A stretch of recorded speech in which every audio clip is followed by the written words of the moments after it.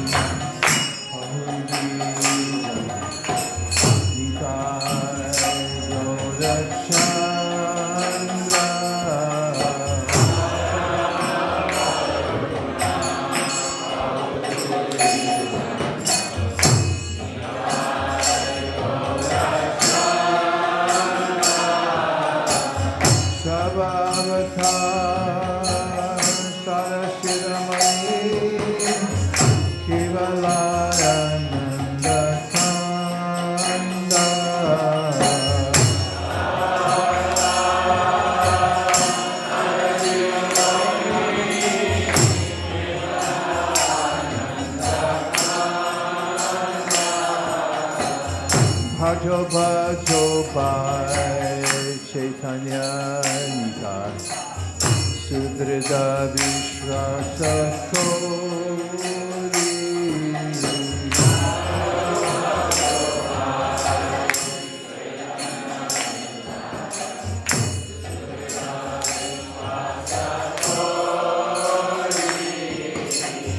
Vijaya Charya Shirasi Majya Mukhe Bolo Hari Hari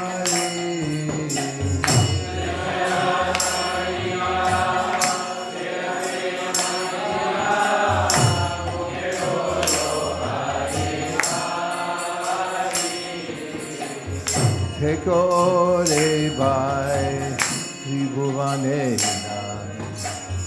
Emona Joya Lalata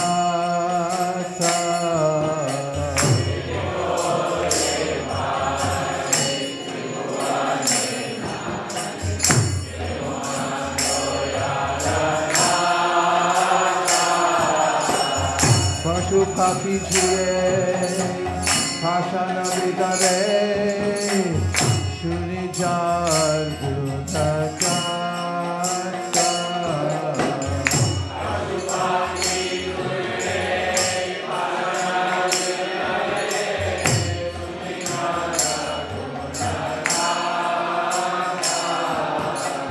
Samsare Modiya Ruhili Koya Shepade Nahi Lo Asha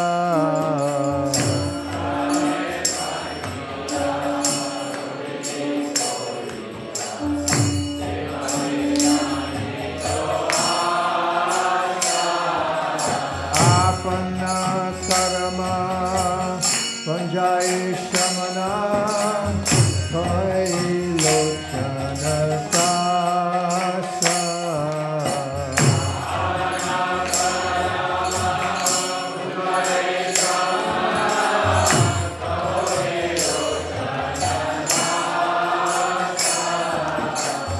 Parama Kuruna Bhahuji Jana Nitai Gaurachandra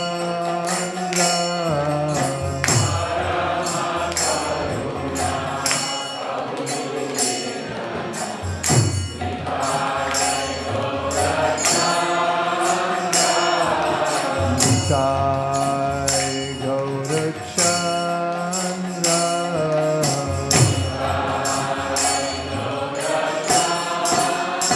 Jaya Gaura Nitai Gaura Nitai Gaura Nitai Jaya Gaura Nitai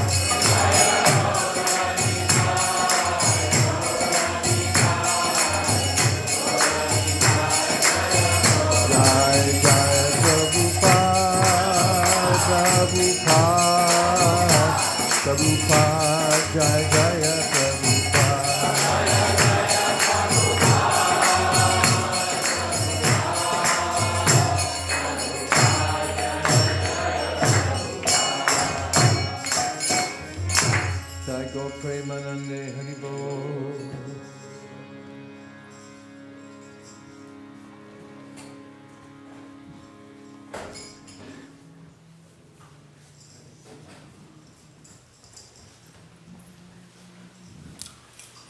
Bhagavad Gita as it is, chapter 12, devotional service, English, because everyone knows all the Sanskrit, none of the English.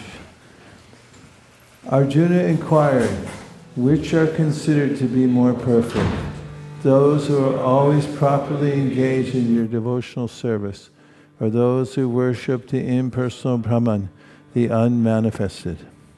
The Supreme Personality of Godhead said, those who fix their minds on my personal form and are always engaged in worshiping me with great and transcendental faith are considered by me to be most perfect. But those who fully worship the unmanifested, that which lies beyond the perception of the senses, the all-pervading, inconceivable, unchanging, fixed and immovable, the impersonal conception of the absolute truth, by controlling the various senses and being equally disposed to everyone, such persons engaged in the welfare of all at last achieve me.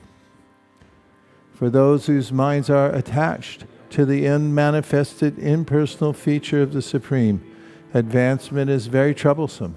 To make progress in that discipline is always difficult for those who are embodied. But those who worship me, giving up all their activities unto me, and being devoted to me without deviation, engaged in devotional service, and always meditating upon me, having fixed their minds upon me, O son of Brita, for them I'm the swift deliverer from the ocean of birth and death. Just fix your mind upon me, the Supreme Personality of Godhead, and engage all your intelligence in me. Thus you will live in me always, without a doubt. My dear Arjuna, a winner of wealth, if you cannot fix your mind upon me without deviation, then follow the regulative principles of Bhakti Yoga. In this way, develop a desire to attain me. If you cannot practice the regulations of Bhakti Yoga, then just try to work for me, because by working for me, you will come to the perfect stage. If, however, you are unable to work in this consciousness of me, then try to act giving up all results of your work and try to be self-situated. If you cannot take to this practice, then engage yourself in the cultivation of knowledge. Better than knowledge, however, is meditation, and better than meditation is renunciation of the fruits of action, for by such renunciation one can attain peace of mind.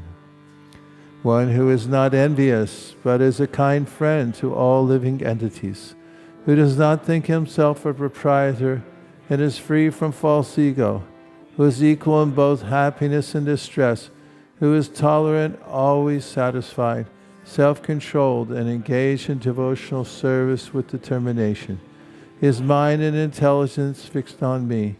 Such a devotee of mine is very dear to me. He by whom no one is put into difficulty, and who is not disturbed by anyone, who is equipoised in happiness and distress, fear and anxiety, is very dear to me.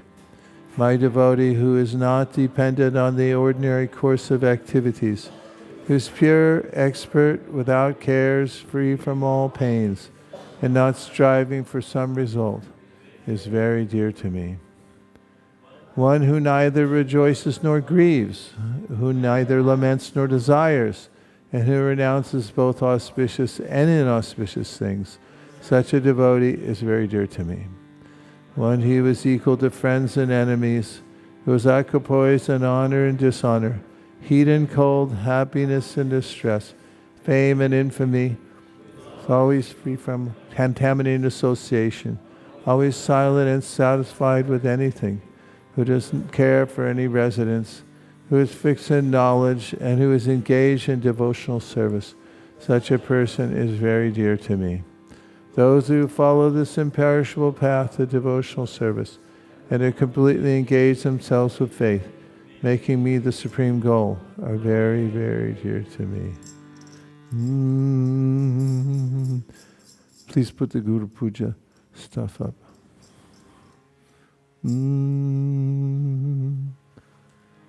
Chadiya, Chadiya Vaishnava Seva Nishtara Paiche Keba.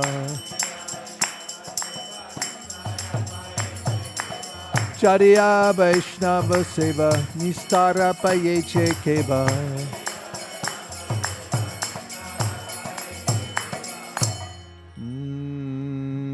Namo Shreshtam Manamapi Shachi Putra Matra Sarupam Shri Rupam Tasya Grajamurupari Maturim Goshtavatim Radha Kundam Girivaramaho Radhika Madhavasham Prapto Yasya Pratita Kripaya Shri Gurun Dhamnatosmi. He Guru Gyanadadina Bandho Swananda Data Koranaika Sindo Vrindavanasina Hitavatara Rasida Radha Pranaya Prachara. He Dina Bandho Koranaika Sindo Kuru Prasada Mai Mandamude Laksha Parade Bahupapagade Tatpada Padmestu Matishta Krishna. Yadyapi Amara Guru Chaitanya Das Tatapi Janiye Ami Tahara Prakash Guru Krishna Rupahaya Shastarya Pramane Guru Rupe Krishna Kripa Karena Bhakta Gane Shiksha Guru Keta Jani Krishnera Sarupa Antaryami Bhakta Shreshta Edhuri Rupa Naivo Payantya Pachitim Kavayastavesha Ramayushapi Kritam Ridamudasmaranta Yontar Bahisthanubritam Ashubham Vadunvan Acharya Chaitya Vapusha Swagatim Yanakti.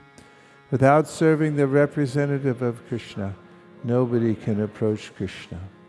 I bow down to the beautiful lotus feet of my spiritual master, by whose causeless mercy I have obtained the supreme holy name, the divine mantra, the service of the son of Shachi Mata, the association of Srila Sarup Damodar, Rupa Goswami and his older brother Sanatana Goswami, the supreme abode of Mathura, the blissful abode of Vrindavan, the divine Radha Kunda and Govardhan Hill, and the desire within my heart for the loving service of Shri Radhika and Madhava in Vrindavan.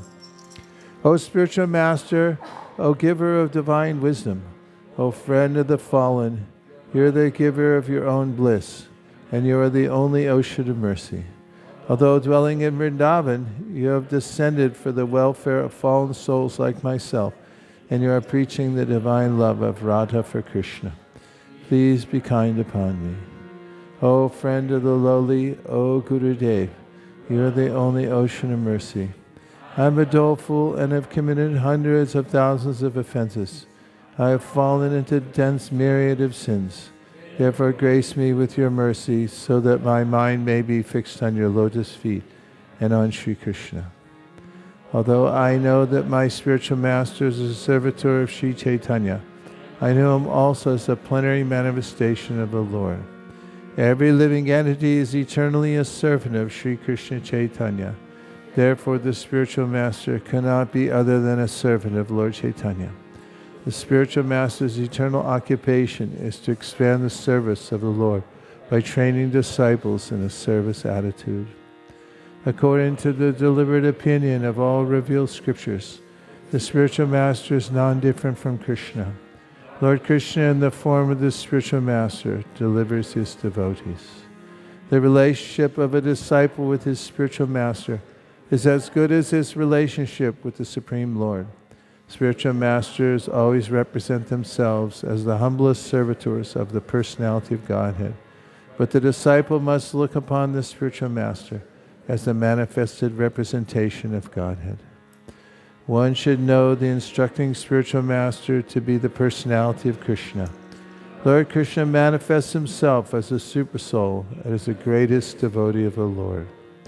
The initiating spiritual master is a personal manifestation of Srila Madan Mohan Vigraha, whereas the instructing spiritual master is a personal representative of Srila Govinda Dev Vigraha.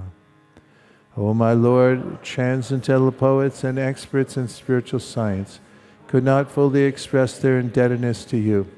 even if they are endowed with a prolonged lifetime of Brahma. For you appear in two features, externally as the Acharya and internally as the Supersoul, to deliver the living being by directing him how to come to you. The lotus feet of our spiritual master are the only way by which we can attain pure devotional service.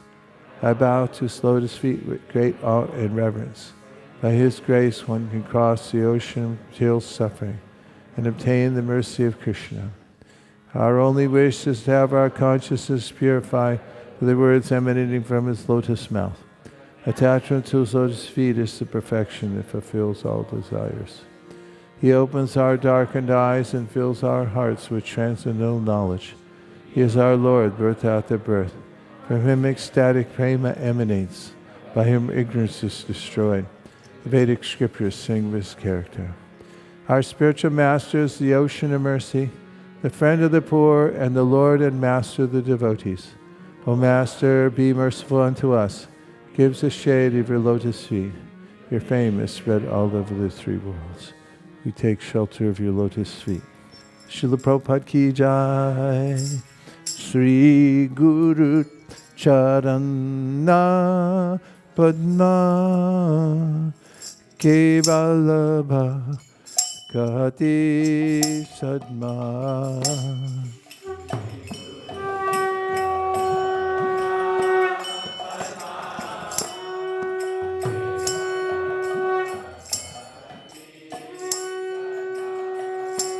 Bando mui savadana mate.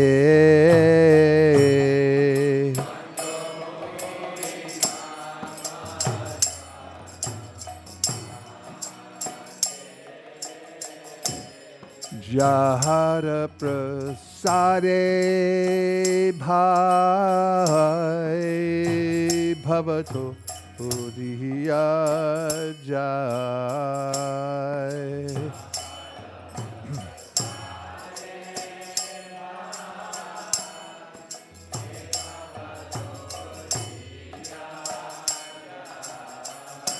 Krishna prapti hoy jai te.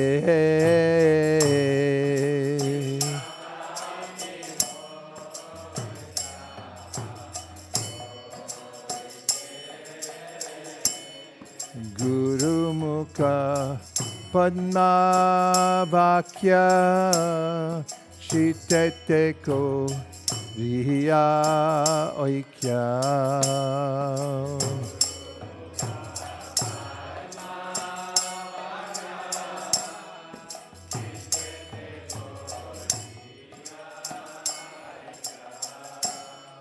Guru Mukha Padma Vakya Shitete Koriya Oikya.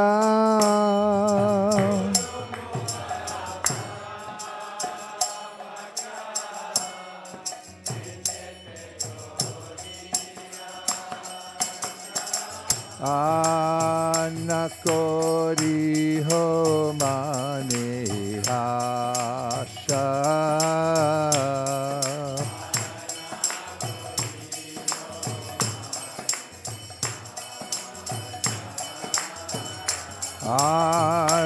Anakori ho mane asha.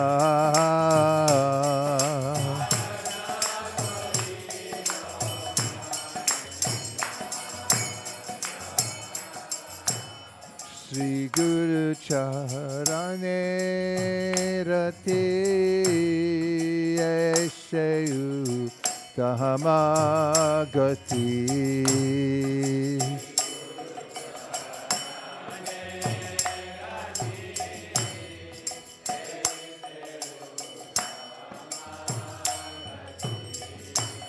Sri Guru Charane Rati Eshayu Tahamagati.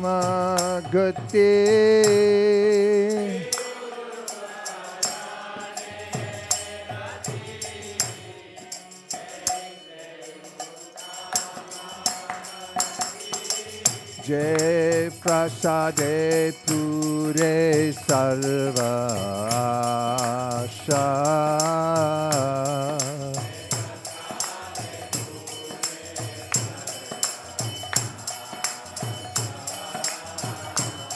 Jai prasade pure sarva asha.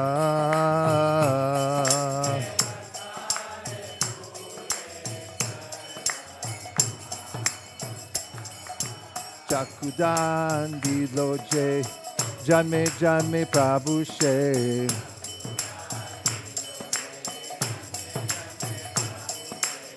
Chakudan diloje janme janme prabhu she.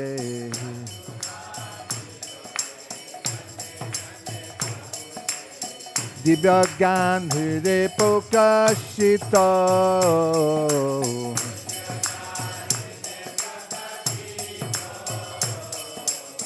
Dibogan hriday pokashito.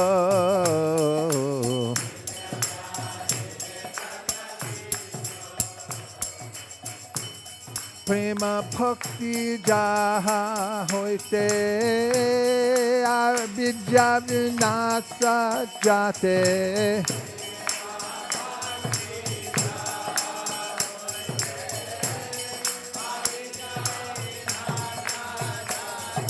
Prema bhakti ja hoite avidya vinasa jate.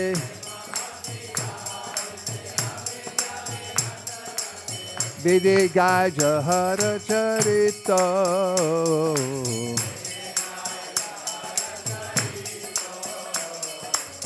Vidiga jahara charito.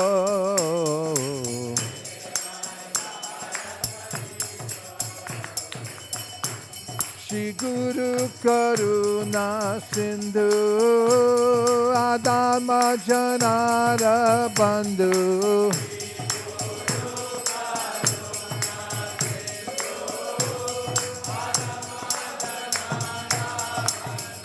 Shri Guru Karuna Sindhu Adama Janara Bandhu.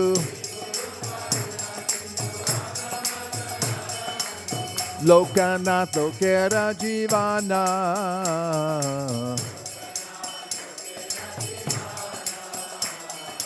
Lokanath Lokera Jivana.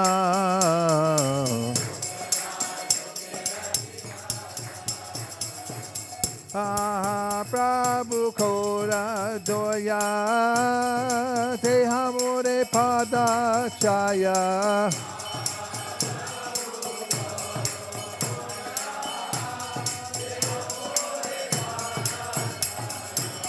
Prabhu Kora Doya Te Hamore Pada Chaya. Ebejas Kushikti Bhuvana.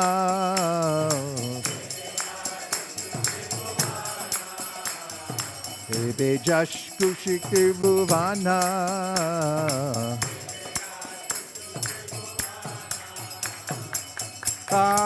Prabhu Kora Doya Te Hamore Pada Chaya.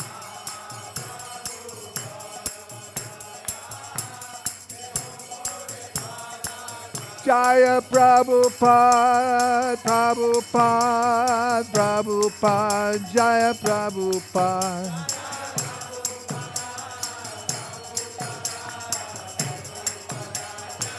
Jaya Jaya Prabhupada, Prabhupada, Prabhupada, Jaya Jaya Prabhupada.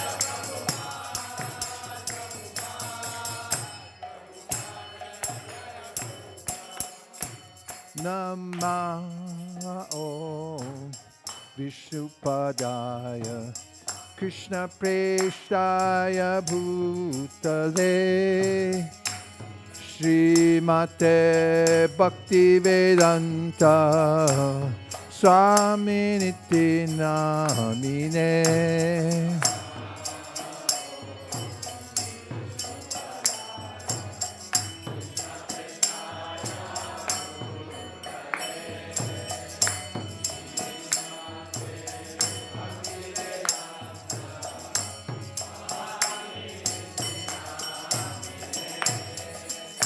Namaste Saraswate Deve Gauravani Pracharine Nirvishesha Shunyavadi Paschatya Rishatadine.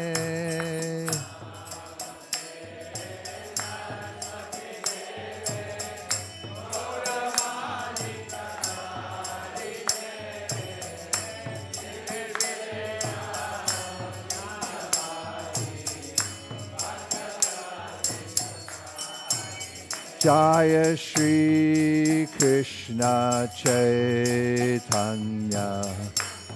Prabhu Nityananda Shri Advaita Gadadhar Shri Vasadi Gaur Bhakta-vrinda.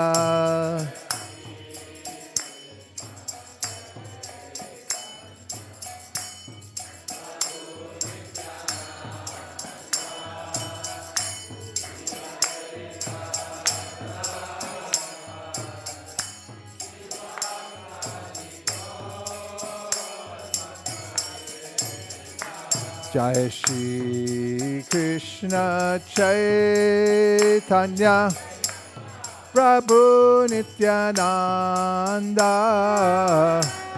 Shri Advaita Gadadhar Shri Vasadi Gaur Bhakta-vrinda.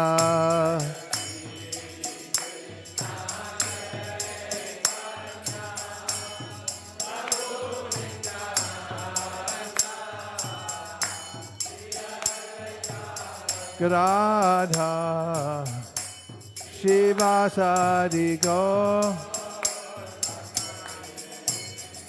Jaya Shri Krishna Chaitanya Prabhu Nityananda Shri Advaita Gadadhar Shri Vasadi Gaur Bhakta-vrinda.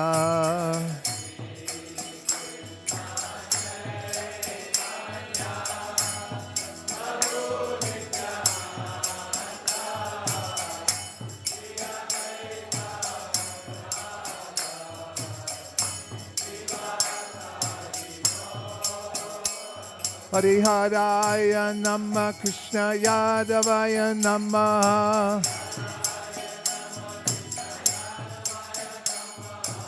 Yadavaya Madhavaya Keshavaya Namah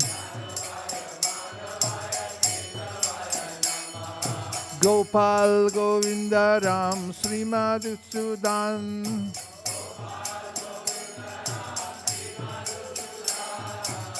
Giridhari Gopinath Madan Mohan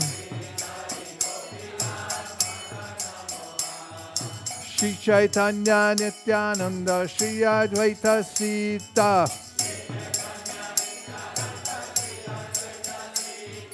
Hari Guru Vaishnava Bhagavad Gita Shri Rup Sanatan Bhakta Raghunath Shri Jiva Gopala Bhakta Dasa Raghunath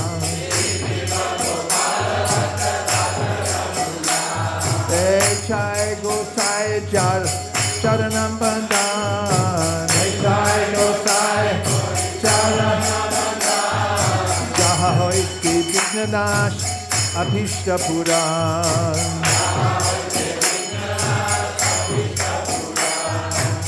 Chai Gosai Jarni Tardas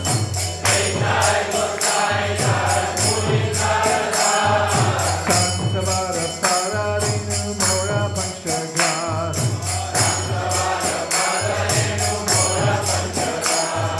Tangaracharana Seve Bhakta Sanibas Chaname Hoya Pilan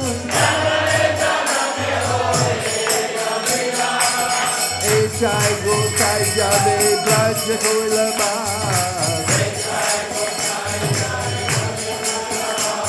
Radha Krishna Nitya Lila Koila Prakash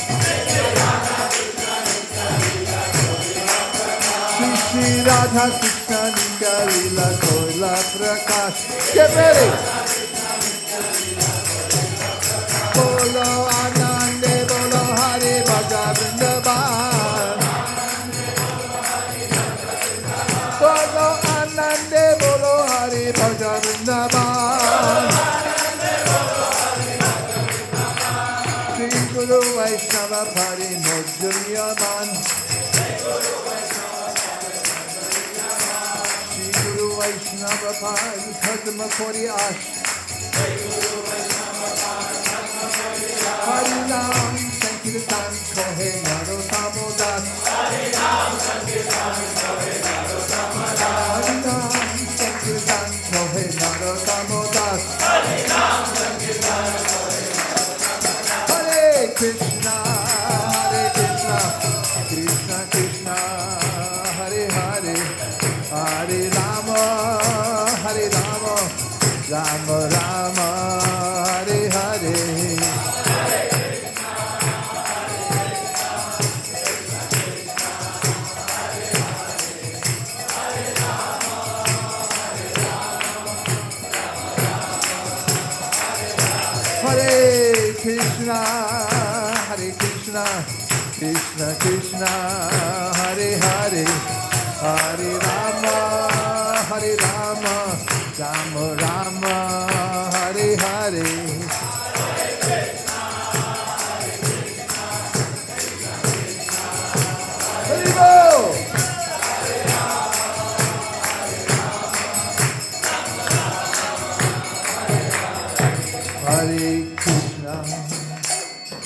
Krishna Krishna Krishna Hare Hare Hare Rama Rama Rama Hare Hare Hare Krishna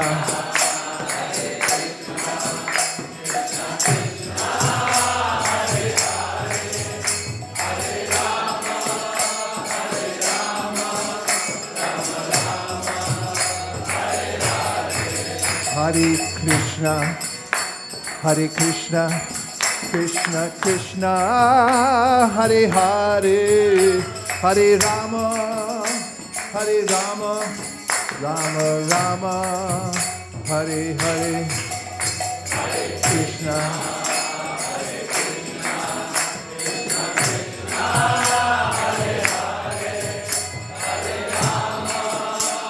Hare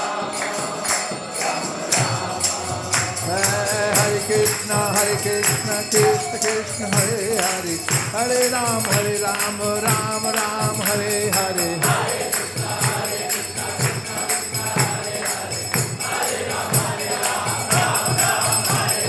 Hare Krishna Hare Krishna Krishna Krishna Hare Hare Hare Ram Ram Ram Hare Hare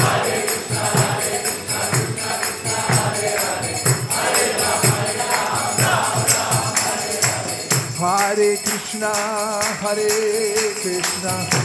Krishna Krishna Hare Hare Hare Ram Ram Ram Hare Hare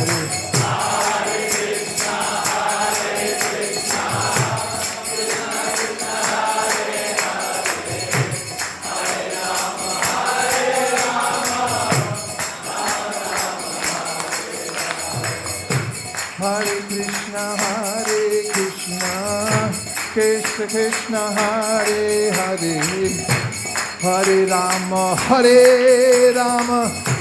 Rama Rama Hare Hare Hare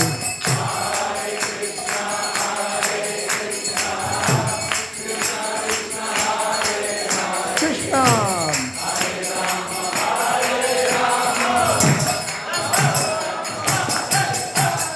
Hare Krishna Krishna Krishna Hare Hare Hare Rama Rama Rama Hare Hare Krishna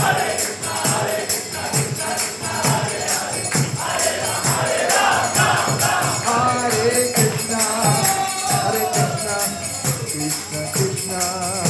Hare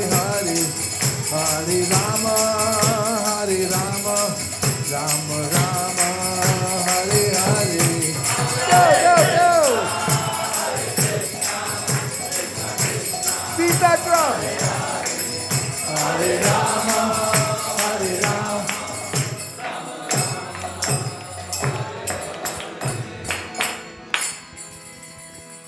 Jai Om Vishnupad Paramahamsa Parivrajkacharya Shtottara Shata Shri Srimad Abhay Charanaravinda Bhaktivedanta Swami Srila Prabhupada Ki Jai Om Vishnupad Paramahamsa Parivrajkacharya Shtottara Shata Shri Srila Bhakti Siddhanta Saraswati Thakur Goswami Maharaj Ki Namacharya Srila Haridas Thakur Ki Prem se kaho Shri Krishna Chaitanya Prabhu Nityananda Shri Advaita Gadadhar Shivasadi Gaura Bhakta Vrinda Ki Shri Shri Radha Krishna Gop Gopinath Shama Kunda Radha Kunda Giri Govardhan Ki Shri Vrindavan Dham Ki Shri Mayapur Navadvip Dham Ki Purushottam Kshetra Jagannath Puri Dham Ki Tulsi Devi Bhakti Devi Ki Yamuna Devi Ganga Devi Ki Samaveda Gaura Bhakta Vrinda Ki. All glories to the assembled devotees. All glories to the assembled devotees. All glories to the assembled devotees. All glories to Shri Shri Guru and Gauranga. Nitai Gaur Premanande.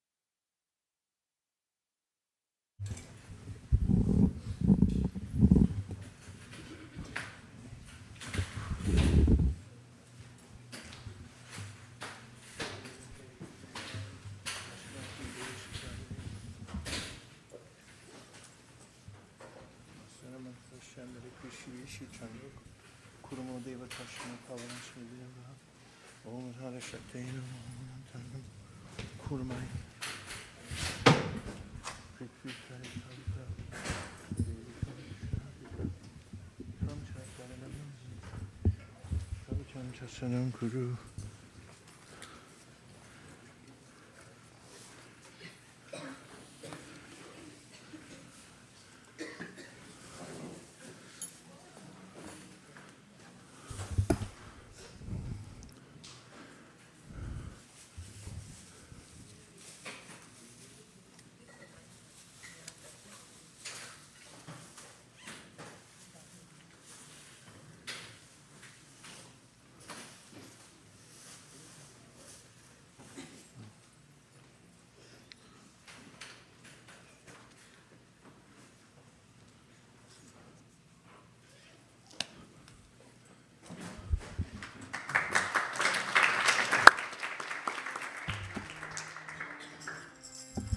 Jaya Radha Madhava Kunja Bihari.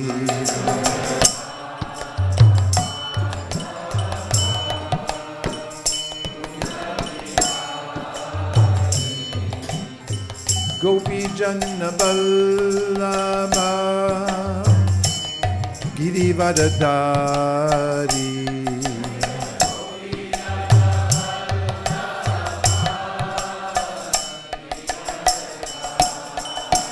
Yashodanandana Braja Janaranjana.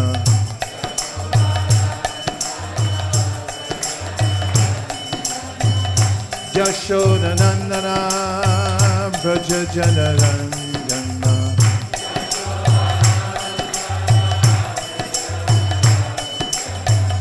Yashodanandana Braja Janaranjana.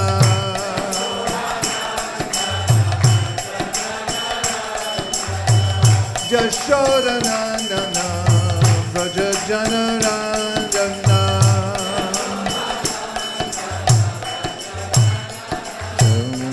Jamunatira Vanachari.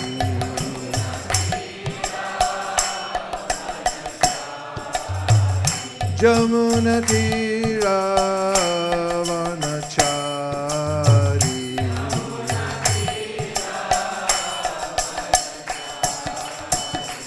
Jaya Radha Madhava Kunja Bihari.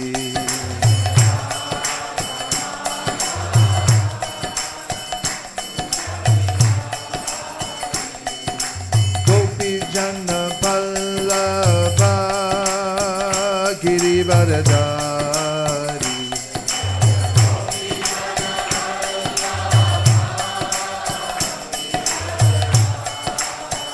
Yashodanandana Braja Janaranjana.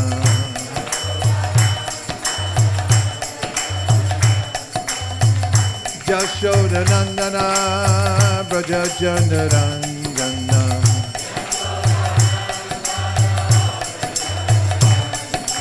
Yashodanandana Braja Janaranjana.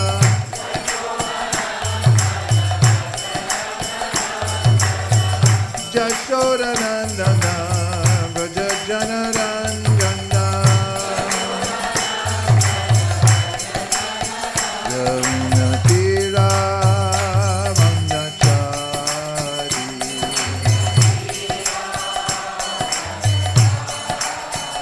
Jamunatira Vanachari.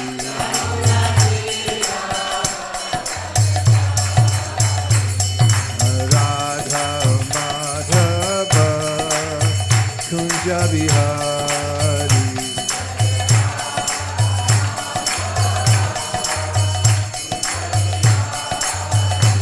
Jaya Radha Madhava Kunja Bihari.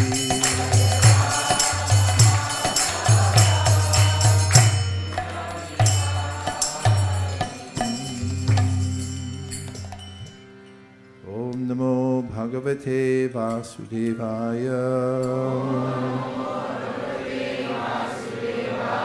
Om Namo Bhagavate Vasudevaya. Om Namo Bhagavate Vasudevaya. Narayanam Namaskritya Naram Chaiva Narottamam Devim Sarasatim Vyasam Tato Jayam Udiraye.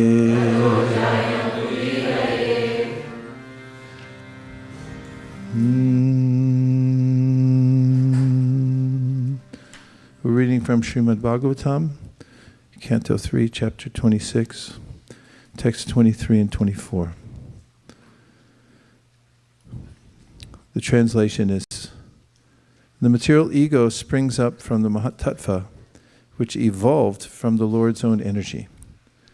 The material ego is endowed predominantly with active power of three kinds: good, passionate, and ignorant.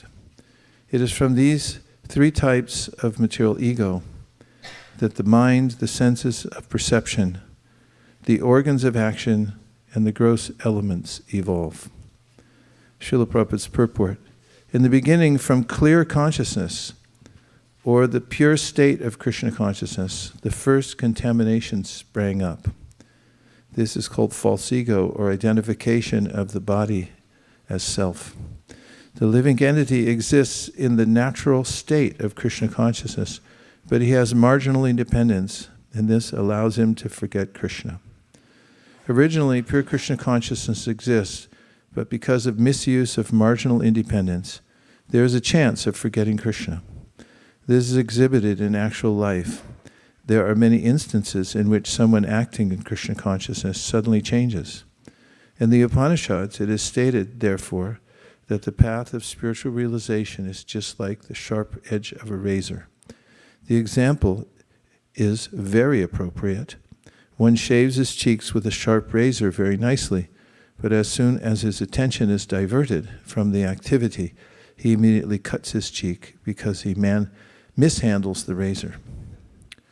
Not only must one come to the stage of pure Krishna consciousness, but one must also be very careful. Any inattentiveness or carelessness may cause fall down. This fall down is due to false ego. From the status of pure consciousness, the false ego is born because of misuse of independence. We cannot argue about why false ego arises from pure consciousness.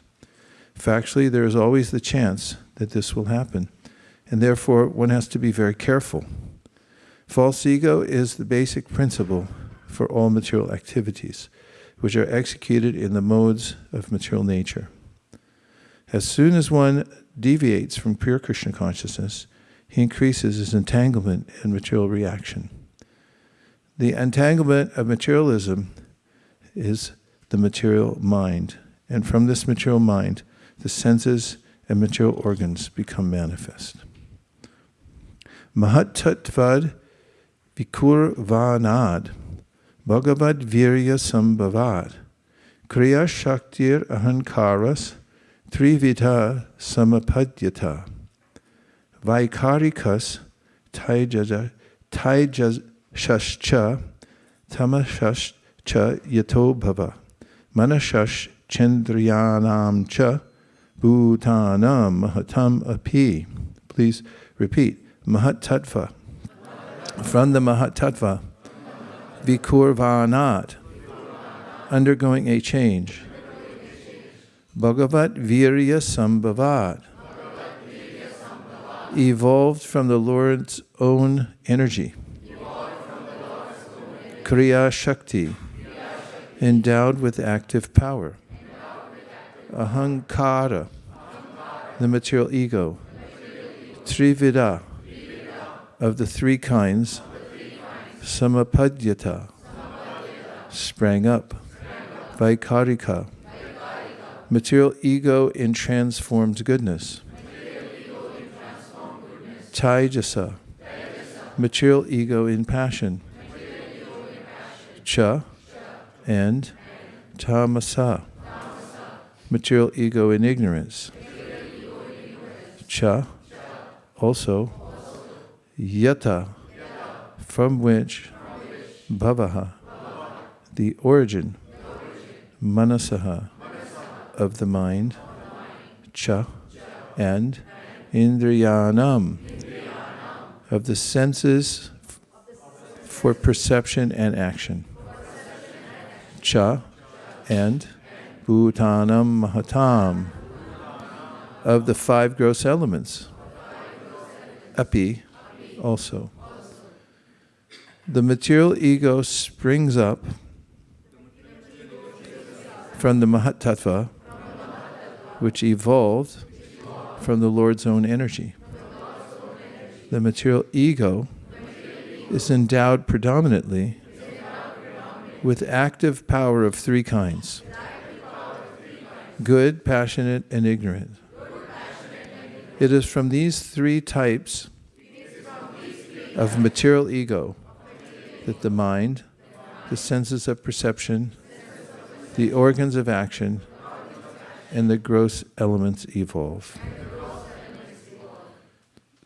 Let's have somebody chant the verses and we'll repeat. 3, 2, 1, go. 3, 2, 1, go. Mahatadvad vikurvanad Bhagavad Virya Sambhavad Kriya Shaktira Hankaras Trivida Sampapadyate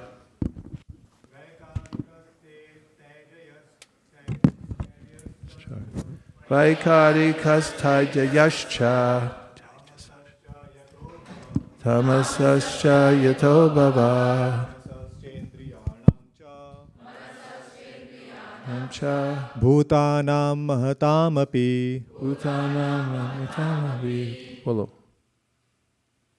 Mahattatvad vikurvanad Mahattatva vikurvanad Bhagavad Virya Sambhavat Bhagavad Sambhavat Kriya Shaktir Ahankaras Kriya Shaktir Ahankaras Trivida Samapadyata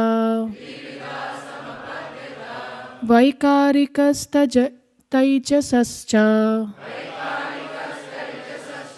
Tamasascha Yato Bhava Manasaschendriyanam cha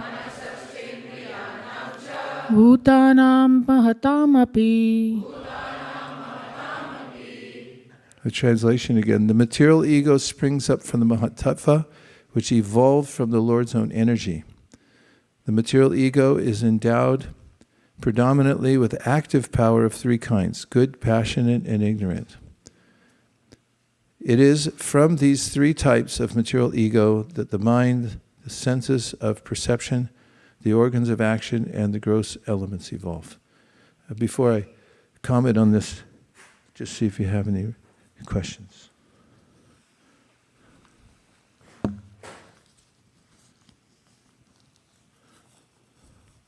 Yes. Hare Krishna Guru Maharaj.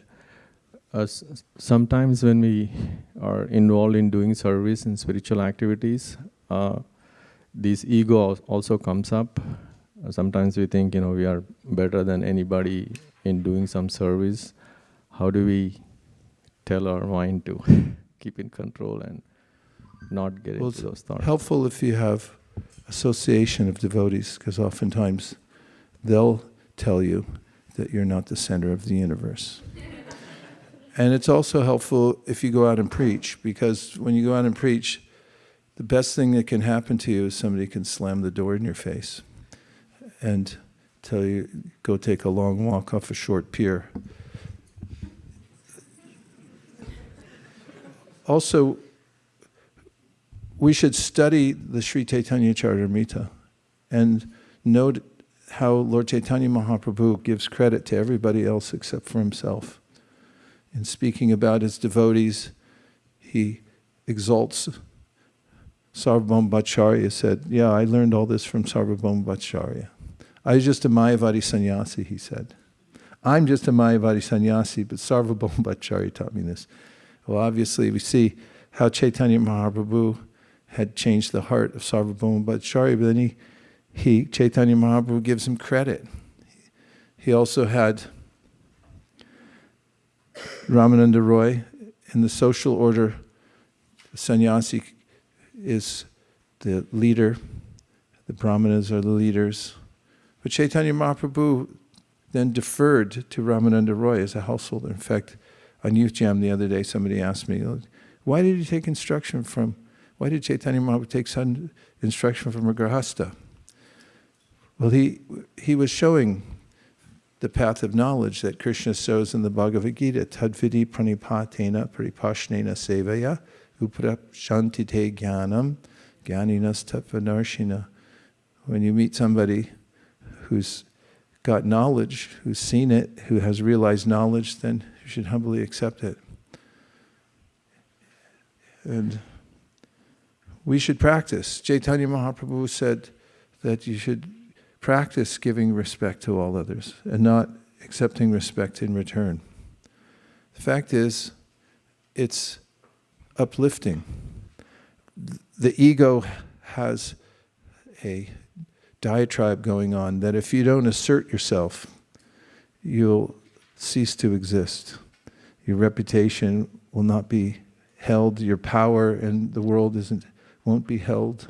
You'll lose out on everything if you don't assert yourself. However, those like Madhavendra Puri, who kept to himself but was a pure devotee of the Lord, became the most famous and sought after, even though he didn't want anything. It's paradoxical. Practically those who don't want anything become effective servants of the Lord, and what to speak of leaders. Prabhupada talked about how even the pauper is proud of his penny, and he said he saw an unhoused person in Howrah Station who was coveting some half-burnt firewood that he had lugged along with him. And he just noted, did Prabhupada, that he was attached to his little domain, even though it was a paltry domain. He was proud of that, and kings are proud of that. It's like Muchakunda notes that a king rides on a big elephant with a golden saddle and surrounded by people extolling his glories. He said, but this same kingly body is reduced to feces just after he dies. He said, I've been in such illusion that I thought, oh, I am a king. It's a cultivation. Nirmana moha jitta sangatosha. Krishna says, practice not being the center and sublimating the ego. And Krishna bhakta nishkam ataiva shanta bhukti mukti siddhikami sakali ashanta. We get no peace when we try to put ourselves in the center. But the bhakta, Krishna bhakta nishkam, is shanta, because he doesn't want anything. Nishkama, atta eva. He certainly doesn't want anything. He has no personal desire, only wants to serve Krishna. This is the only respite from the storm of the false ego that pursues us to the far ends of our lives to make sure that we assert ourselves and make sure that we're the number one in every circumstance. But devotees eschew the false ego's demands and take shelter of being the servant of the servant. I heard Prabhupada this morning saying, everyone's proud. He said, it's okay to be proud that you're a servant of Krishna. If somebody says, what are you anyway? It's like, I'm a humble servant of Krishna. I'm a servant of the devotees. You can be proud of that, he said, because every emotion can be used in Krishna's service, and it's purified when one thinks in terms of, I'm not the big person. I'm the little person who serves all the big people. And the biggest person is Krishna. And then Krishna Bhakti Nishkam. Because devotees nishkam, there's no kam, there's no desire for personal gratification. Ataiva shanta. Therefore, that person's happy, peaceful. Bhukti, the person wants some cash dollars. Mukti, person says, I want to become God. Siddhi, I've attained perfection in something, therefore I'm great. Kami, they're all kamis. And therefore, ashanta, no peace. You can't get any peace. So, it's Queen Kunti's notice that when we're beat down by the circumstances in our life, we can be somewhat thankful. And feel that I'm fully dependent on Krishna's mercy. It's possible to take any position and it can be usurped by the false ego. It says, oh, you're great because of this. You're great because you're doing such great service. But Prabhupada resisted that. He would pass it on to his spiritual master. He said, I'm a peon, a postal peon. I'm simply carrying the message. Thanks for the question. Thank you. Yes, there's one online. It's Devavrata. Hare Krishna Devavrata Prabhu. Where are you now? I'm in Denver. Tusta Krishna Prabhu. Okay. That's a good place to be. Something very fascinating appeared in the purport. Srila Prabhupada says the cause of fall down is inattention, and then he seems to equate inattention with false ego. So generally when we think of fall down, we can definitely see how it connects to false ego. Could you speak about how false ego is related to inattention, or if there's any correlation between the two?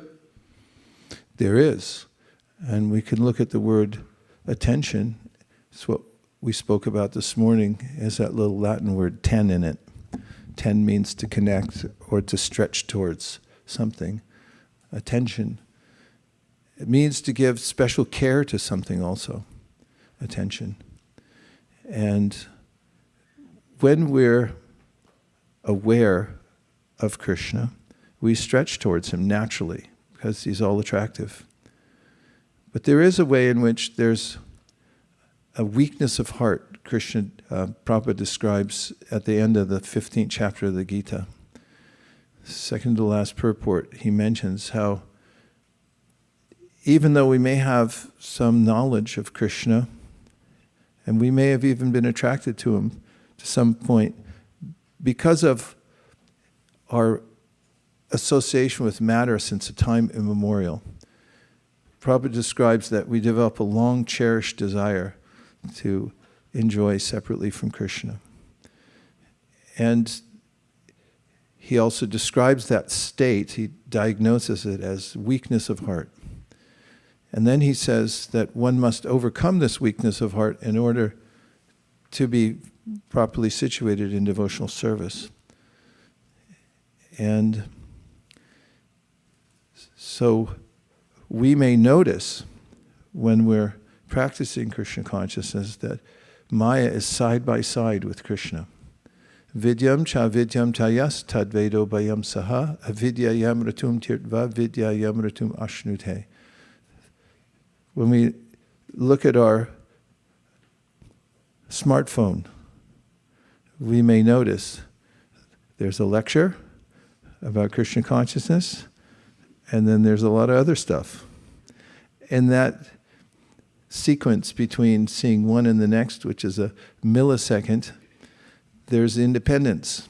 And according to the degree of strength we have by association with devotees and the momentum we have from our own practice, where we're feeling the benefits of chanting. That's why it's important to have regular daily sadhana, because we may lose altitude and then feel put upon by the material nature. And in that brief synapse between the one thing and the other, there's a choice we have to make.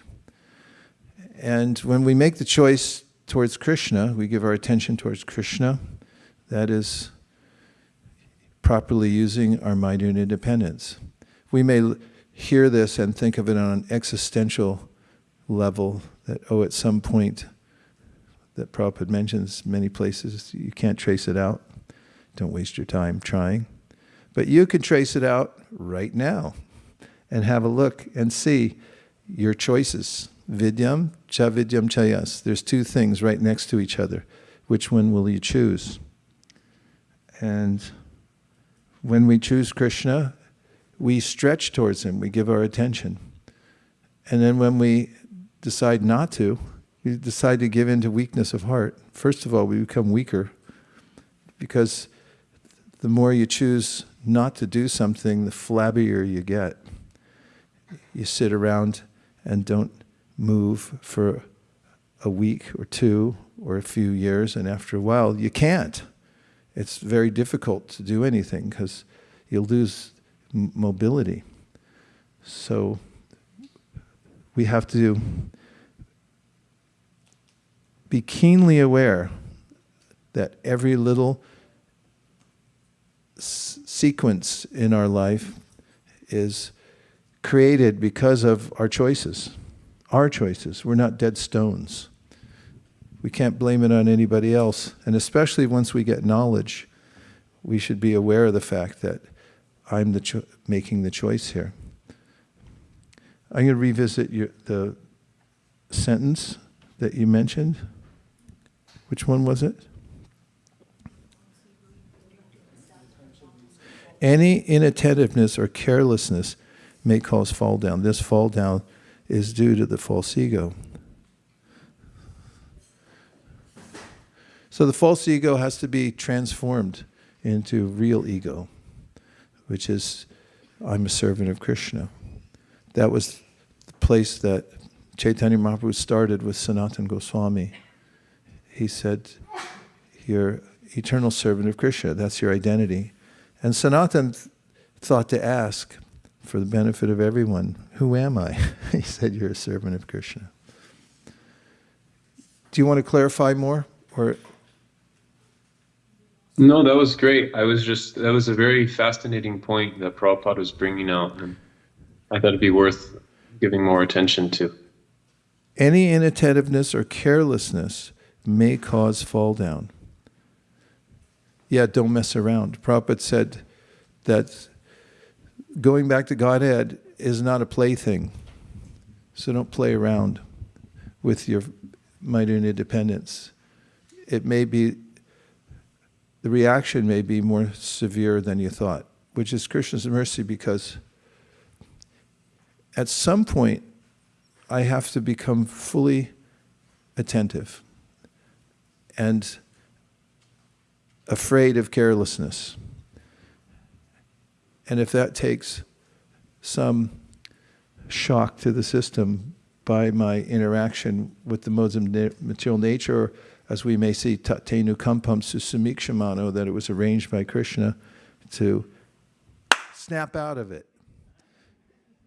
And then suddenly I realize I've been sleeping at the wheel. And he's saving us from that, smashing into something and starting all over again.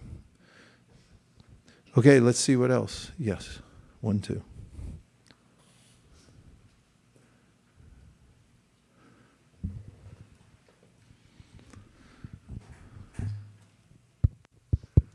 Hare Krishna Maharaj.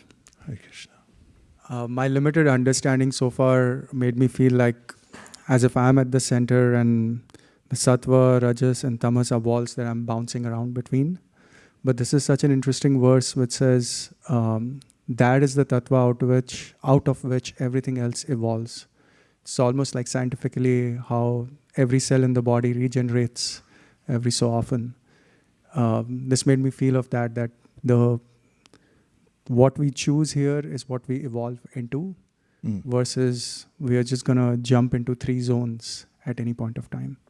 I would love to understand more on that subject. Purusha prakritisto hi bhunkte prakriti jangunam karanam gunasangosya sarasad yoni janmasu. Krishna gives this fundamental understanding in the Bhagavad Gita that the cause of whatever situation we're in now, and he elaborates in the 15th chapter, Shariram yaravapnoti yachchap yukramatishvara grihit vaitani samyati vayur gandam ivashayat. Ukranmantam, chakshu, what's the first word? Shotram chakshu sparshanam cha rasanam granam eva cha atishtayam manaschayam vishayan upasevate. Ukramantam stitam vapi bunjanam vagunanvitam vimuda nanu pashyanti kyanu chakshusha. So he's describing this sequence that takes place because of our actions. Where we place our attention is highly consequential. And we're being accommodated for whatever we decide to give our attention to. And that's Krishna's energies. They're working in such a way that they perfectly accommodate us according to our desires. They're being filled in. And therefore Krishna's karanam guna sangosya, beware of your association. Whatever you associate with, that's what you develop, that's what you inculcate. And you become like that. And whatever way you are will be accommodated by the material nature. So be careful. The whole material nature is very sensitive. Just like the body is so sensitive. Have you ever watched your body's biorhythms very carefully? Yes? Yeah. It's interesting, isn't it? The body is part of material nature. It comes from Mahat Tattva. It has the most sophisticated response system. You may not even know why your body's responding in a certain way, but somebody who's looking at it objectively will say, oh, it's responding to a virus, or it's responding to some bacteria, or some pollen, or whatever it may be. You just sneeze, or the body sneezes, and you watch it, and it's like, oh, yeah, why are you doing that, by the way? There's a cause. And the temperature goes up and down according to its way of adjusting to the environment. And the whole material nature is like a body. It's is as sensitive. In fact, there's a commentary in the Yoga Sutras describing how yogis become so aware of the sensitivity of material nature that they're always very careful how they interact with it. Because they know, if I inappropriately associate with material nature, even a glance can pull you in another direction, can pull you to another universe, one glance. It's like, yeah, well, I just looked at it. It's like, you went there. Jayato vishayam pumsam sangasteshu bhajayate. Sangat sanjayate kama, kama krodha bijayate. And there's good news in all of this. That if we understand how powerful our glance is, and use our intellect to understand where it should be directed, we can change our course. Then, of course, I'll have to say, where attention goes, energy flows. But that's how the material nature works.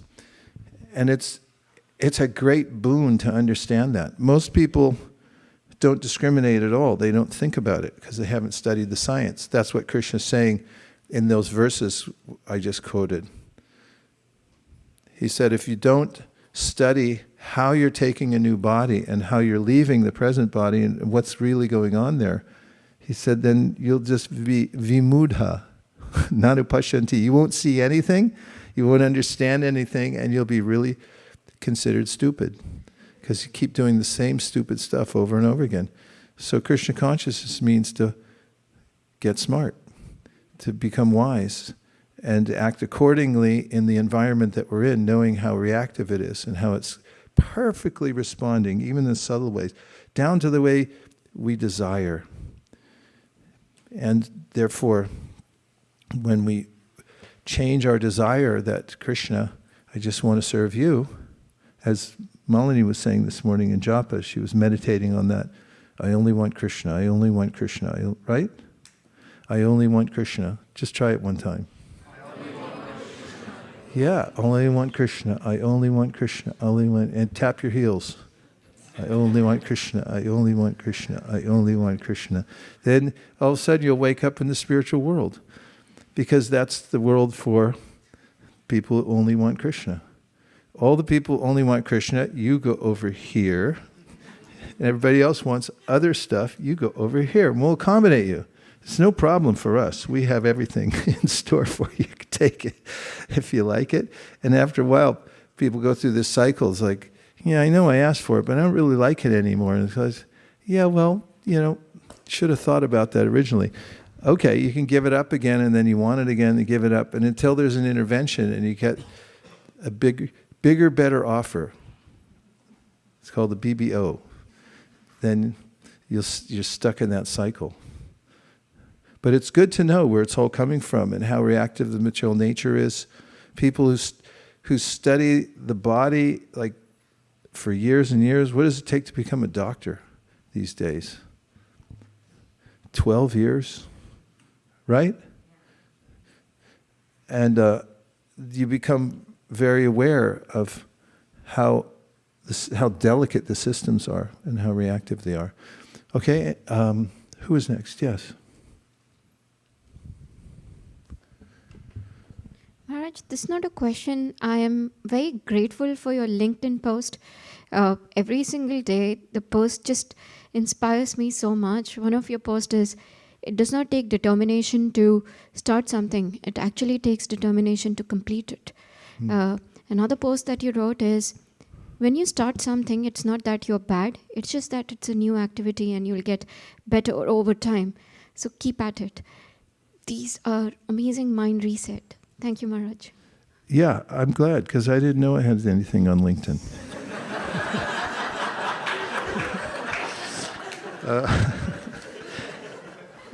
But I do think about those things and sometimes say stuff like that. And even yesterday, I was talking to somebody about the I Ching, not in a completely serious way.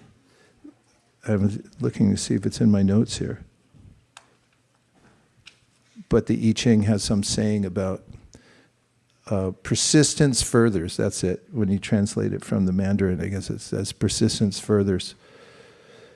Yeah, determine has the word terminus in it. Terminus, Latin for an ending point.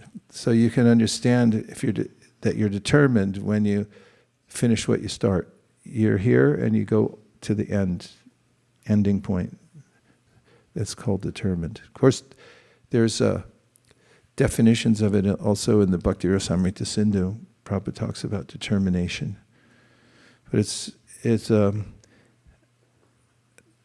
the opposite of weakness of heart. The weakness of heart, we get flabby and we forget how consequential things are, and then we don't complete it, or we drift off, we fade away from things. So that's why we have this communal life, is to remind each other. Machita magata prana bodhayanta parasparam katayantascha mamritya tushanti charamanticha. To enliven one another, to remind each other of the importance. And we should have association with those who are determined to go, let's say, at least one full lifetime without being distracted. Of course, that's a tall order. Meaning you should stick to the path no matter how beleaguered you feel in the process of devotional service. And it pays off because persistence furthers. Even when you feel like you're not good enough to do it, or you're the worst person at it, or that you've been disparaged by others in what you're doing, should regroup, find out what Krishna wants, go back to the basics, and start over. And if you have to do it every 5 minutes, that's okay too. Start over every 5 minutes, because the mind affected by false ego has a tendency to disparage us too, that you're not good enough. In fact, I was writing a few thoughts about that, about envy, which is one of the afflictions of the material world. In fact, that's one of the prerequisites for entering into the spiritual world of the Srimad Bhagavatam, nirmatsaranam. This word matsara, of course, it brings to mind fish, because we say matsya. And some Vaishnava commentators have talked about, although etymologically it's not the same word, mat. The image that comes to mind when you say matsya and matsara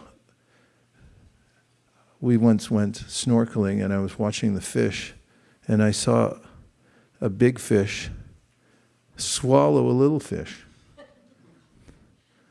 The little fish was just tooling along, minding its own business. And next thing you know, this big fish came behind and just, boop, it was gone. And so the idea of fish all stuck in one pond together and one wants to eat the other. Ahastani sahastanam aparani chatushpadam palguni tatramahatam jivo jivasya jivanam. In the second canto of the Srimad Bhagavatam, the description of the material world is that one living being is food for another. Everyone, either physically or psychologically, everyone's looking, how can I take advantage of the other people here and for my own good? How can I exalt myself and everyone else can serve me? So that's matsarya, that kind of envy. And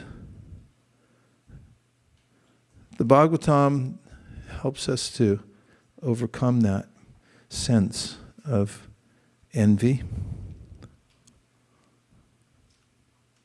I'll just leave it there, unless you want me to say more. Yes.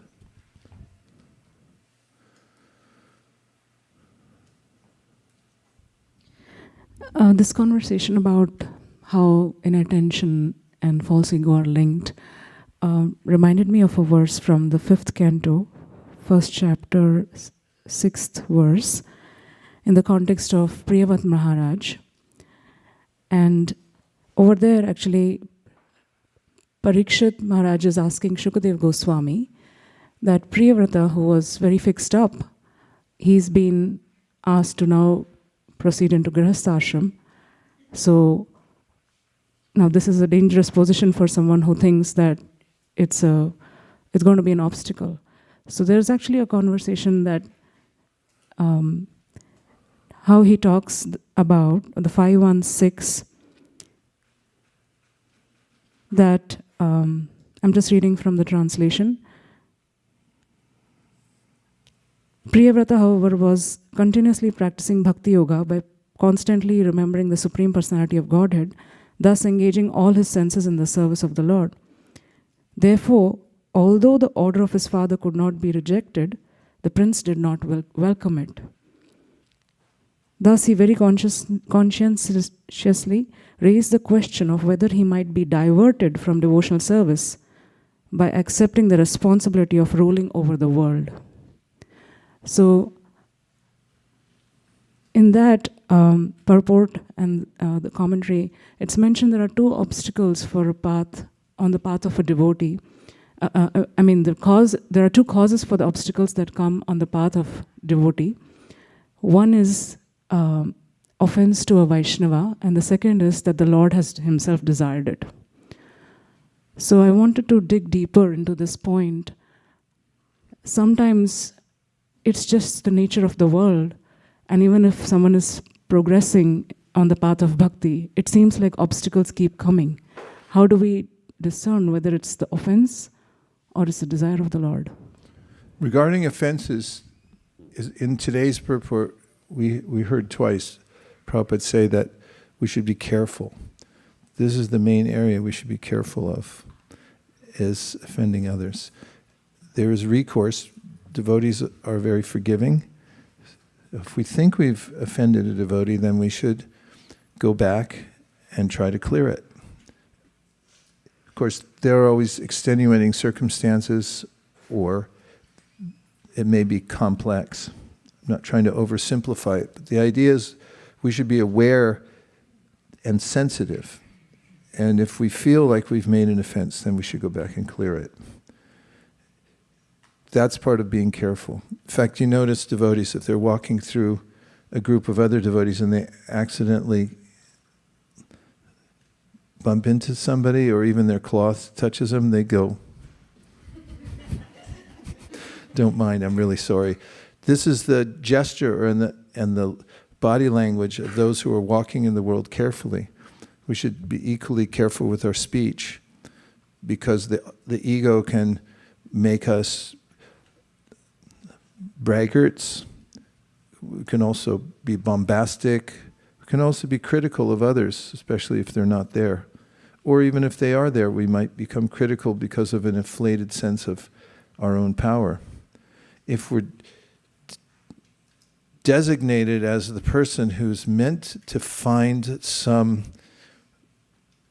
room for improvement, and we do it in the right context, in an authoritative context, and we're very careful when we do it to use nonviolent speech, which means that we notice inside ourselves if we're doing it for a personally motivated reason or speaking for it because of some sort of envy. We should be really observant because it amplifies.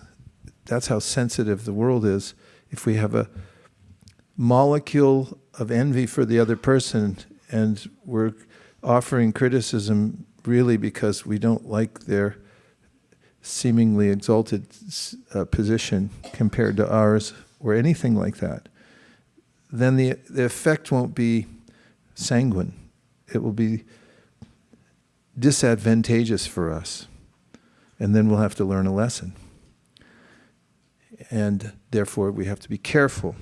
And regarding Krishna's interventions, seemingly holding us back, I go back to my little bird friend who, with his little bird brain, flew into our house one day as we were gardening, and he had the back windows open, and I saw a little sparrow go into the kitchen and thought, that's not a good scene for a bird.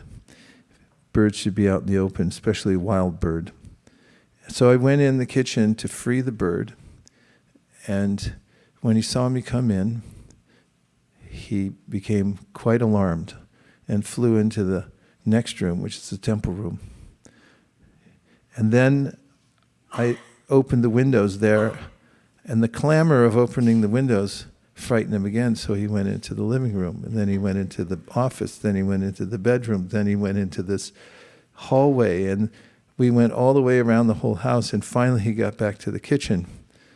And he was perched, looking around with terror in his eyes, and all the windows were open. And finally, there was some cognition that the windows were open. And he looked at me as if to say, you tried to kill me, but now I see a way out, and I'm going to go out the window. And he took off with no thanks to me at all. And I sat down, I had an existential moment, and I thought, that's me. And Krishna is trying to free me. He's opening all these doors. It seems like obstacles for me, all the strung and drung that's coming from the way he's arranging to free me from this material world. And I take it as God's against me. He's punishing me. He must be a monster, because what did I ever do to him? Bird brain. Bird brains can't understand when somebody fills up the bird feeder that there's a person who got a bird feeder as a unwanted Christmas gift, but decided not to throw it away and hung it up anyway, and figured out on eBay, on ChatGPT, what kind of seeds to put in, and put the seeds in, and then the birds come and eat it. And they don't know all that. They have no idea that somebody gave it to somebody for Christmas, and that they have no idea the person went on ChatGPT to figure out what kind of seeds they might like. And they have no idea that they tromped out there and hung it up and then poured the seeds in, and they just eat it. And that's in the material world. Nityo nityanam, chaitanas chaitananam, eko bahunam yovidadati kama. All living entities are like, well, there's food around here, man. Let's just eat. And when we become aware of Krishna's benevolence and also his nurturing, and the spirit of this purport is to understand, or the science of it more likely, more aptly, is that he's just responding to us. So if we become aware, when some obstacle comes, we have to be patient. That's tatenu kampam susamikshamano. How can we be patient? We know that it's anukampam. Somehow or other, this is mercy. I don't know how, but it is. It's somehow Krishna's mercy upon me. And we don't necessarily have to try so hard to trace it back and figure exactly how it's mercy. That will be revealed. And Prabhupada gives some vision of that when he was preparing to come to America and he had missteps, or there were reversals. No misstep on his part, it just reversals. And Prabhupada sitting with disciples after he had gone through so much toil to come to the position of establishing his Krishna consciousness movement in the West, and then musing about the circuitous way that he came there. He said, who knew this was all Krishna's mercy that we'd meet like this, and who knew that all these setbacks would actually lead to this. So it may look like he's waylaying some part of our service, but he's doing it because if we're playing chess, he's a trillion moves ahead of us. He knows all the lifetimes we've already been through and what our proclivities are, and he knows what the last vestiges are. It's funny too, if you've ever been chastised or set back by a bona fide authority, it may hurt for some time. And you may think, who do they think they are? Because I know better. And besides, I'm actually kind of good. And actually, I would say great.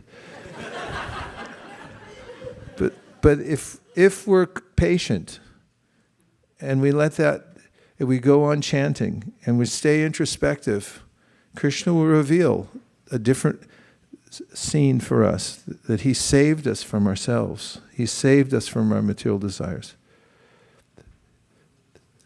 Satyam dishati artitam artito nirnam naivartato yad swayam artito yata swayam vidate bhajatam anichatam icham pitaram nichapada palavam. Sorry, I totally wrecked that verse. Satyam dishati artito nrinam naivartato yad puno artito yata swayam vidate bhajatam anichatam ichapidanam nijapadapalavam. 5th canto, Srimad Bhagavatam, in which somebody takes the devotional service and then they get all needy and I want this, I want that. They start asking for material benedictions, even though they've taken to the path of devotional service. Then Krishna says, you dummy? Said, I'm not a dummy, you're a dummy. So, tell you what I'm going to do for you, little fella. I'm going to give you what you want, but in such a way that you'll never ask for it again. And you'll end up getting my lotus feet instead. That's why it's not a plaything, going back to Godhead. It's not a game. It is serious business coming to our original state of consciousness and getting out of the disease condition. You see people sometimes in the hospital, they try to run away because they're insane and they just think that they can do it on their own. So those are deep philosophical points that we learn from the Bhagavatam. And that's just another example how the Bhagavatam covers all the angles. You may think, what happened to me? It's like, well, look at Priyavrata. What happened to him? He was all set to go off with Narada Muni, and then everyone showed up, a big caravan. It's like, no, you're not going anywhere. We need a temple president. And next thing you know, there's this whole thing going on. And they said even, you're not going to succumb. Don't worry, you won't succumb. He succumbed. At the end of the story, it's like he's totally attached. But then he comes out of it. So we get to see there is, again, I'll use the word, circuitous. There's a way in which we go through different changes. The benediction's there. And we say, well, look at that guy, fell down. But Narada says, Navayajano jatu katanchana vrajen mukunda sevan yavanangra samsmritim smaran mukundang grupa guhanam punar vihatami chen nagraha rasagraho jana. That such a person is taken to devotional service even if they somehow or other fall down from their situation. Krishna keeps embracing them with the rasa and reminding them, you don't want this other stuff. And they'll come back again at some point.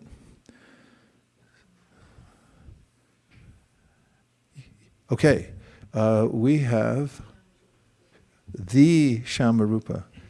Please go ahead, Shamarupa. I love your backdrop. Go ahead. Hare Krishna Maharaj. Thank you for such a wonderful class and so many inspiring points. So one question I had is the verse I'll tell is Srimad Bhagavatam 4:20-18. So there Prithu Maharaj is forgiving Indra, and I'll read the translation. Srimad Bhagavatam 4:20-18. As King Indra was standing by, he became ashamed of his own activities and fell down before King Prithu to touch his lotus feet.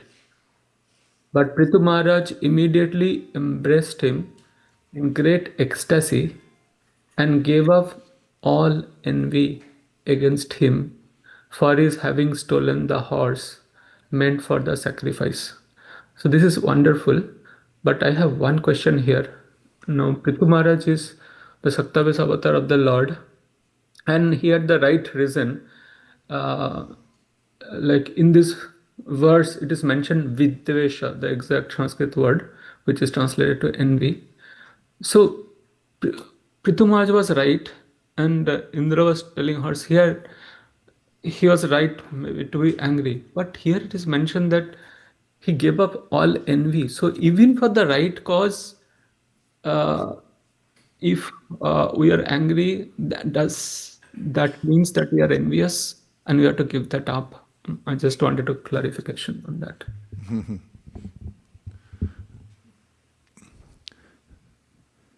Well, we know from the story that there was an adjustment made. Yes, one of my favorite stories actually. Indra goes and steals the horse several times. Just for context, this Ashvamedha Yajna is apparently a big deal back then. It was kind of like coming back and signing the Sankirtan sheet. How many Bhagavatams did you do? And somebody at 99, somebody is about to do 100. Actually, that happened once. I'll just add an anecdote. It was the Christmas marathon or the Prabhupada marathon in New York City. I was stationed there for 3 years in Manhattan. And I remember that we had a clipboard and you had to come and put your score on the board. And it was a big deal, especially during the marathon. And so one of the devotees there, who's a close friend of mine, godbrother, was super distributor, just naturally empowered and enthusiastic. I learned so much from him. But I remember there was a lot at stake because who was going to win the marathon. And he had come back late and signed his name and put in his score. And the Sankirtan, the Bhakta leader at that time was Niranjana Swami. And I think he was still a brahmachari at that point. But he had a whole group of brahmacharis, and one of them was still a bhakta, but he was a really good book distributor. And he wasn't that far away on the list from this person who came in and this senior devotee put his name on the list. And it was late at night. Niranjana Maharaj went and woke this bhakta up and said, Haribol, Haribol. He goes, you're only 3 books away. And he describes the scene that this devotee, he was in a sleeping bag, sleeping on the floor. And he goes, he jumped up and he goes, I hear you, I hear you, I hear you. Started putting on his clothes. And Maharaj took him out in a van. It was freezing cold. New York gets really cold in the wintertime. And he drove him around.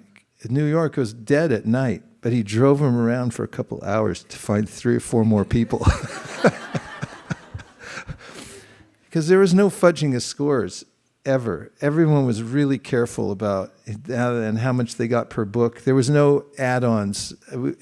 If somebody put a score of 2, they collected $10 because you had to get minimum $5 per book. Just putting that in there.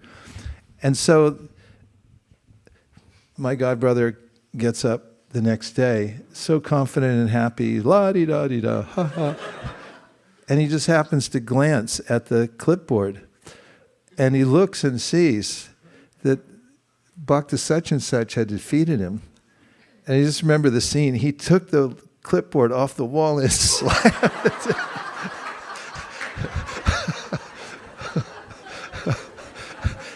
Expletives flying in every direction. It was an international incident. And so, devotees are interesting. And the fact that Dhruva Maharaj, a pure devotee, he's already met the Lord personally and so forth. He's playing the role of a Kshatriya, and he gets involved in killing the Yakshas who killed his brother. And for him, he went back for leveling evening the score, but then he went beyond that. And I think it's Swayambhuva Manu comes and tells him that you've gone over. So how do these take place within the realm, I think you're asking, of pure devotees? And then in our dealings with others, first of all, it's important to ask, should we expect such things to happen?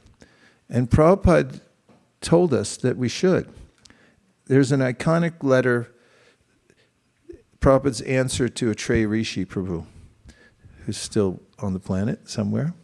He's Iranian. He was a GBC for some time.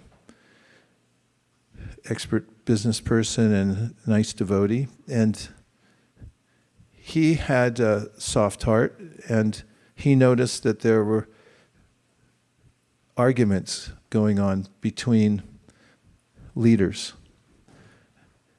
And that may be a understatement. And so he complained to Prabhupada that how in a spiritual movement is there this discord? He said there should be peace amongst all the devotees. And then Prabhupada writes back to him and he said this idea is impersonal, it's Mayavad. He said because every living entity is individual, therefore they have differences of opinion. And he said, don't look for utopia, even in the spiritual world. He said, and he gave a couple anecdotes. He said, there's anomalies there. He said, sometimes Krishna becomes so distracted by seeing Srimati Radharani that he accidentally milks a bull instead of a cow. And he said, sometimes the gopis, because they're so eager to come see Krishna, they put their jewelry on the wrong places and the top goes on the bottom or whatever, and they come running out. And he said, these are due to natural differences on an ontological level. But of course, there's a way that they get resolved. Even in the Chaitanya Charitamrita, when Srivas Pandit is observing Lord Chaitanya dancing, and then behind him is it Harichandana, who's the servant of Prataparuja Maharaj, and he's trying to get the king to be able to see also, so he's kind of tapping the shoulder of Srivas Pandit, and it's Rathayatra, it's hot. And there's, everyone's jammed in, and he feels somebody pushing, touching, and he's trying to watch, and he turned around and he slapped Harichandana. And Harichandana was just about to say something. And Prataparuja Maharaj, pure devotee, says, I'm not so fortunate. I have not been slapped by Srivas Pandit. I wish I would have been slapped by Srivas Pandit. Back to your question, do we have to reconcile? Or how can we reconcile if somebody interrupts our service? Well, the best way I've found is to be careful. You know, in our community, it's a very delicate balance because we all have our own individual natures and talents and personal desires and so forth. So we have to be a little accommodating. First of all, I saw in an international scale, lots of people would join the Krishna conscious movement, and some people say, who let that person in? And then, you know, anyone could turn to them, that accuser, and say, who let you in? And that was Prabhupada's mood. We're all lucky. We should remember where we came from.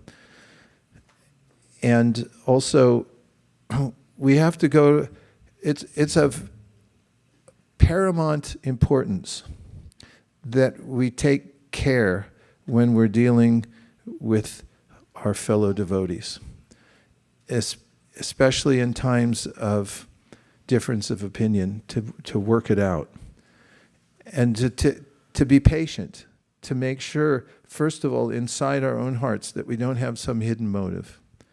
Because that's going to wreck everything. It always does. It takes things in the wrong direction. Just like if somebody writes you a terse email or accusatory or anything, if you feel that sense of anger welling in your heart, I won't even call it anger, just annoyance. Have you ever had that? Yes. Oh, good. So I get it all the time. Some sense of annoyance. If you start tapping right then, you might think, what's the deal? It's just letters. No, that feeling is going into it comes out, and it'll go back to that person, and there's a reaction there. And similarly, we're working together for Krishna. And we have to be careful to observe what our motive is and how we're dealing with other devotees.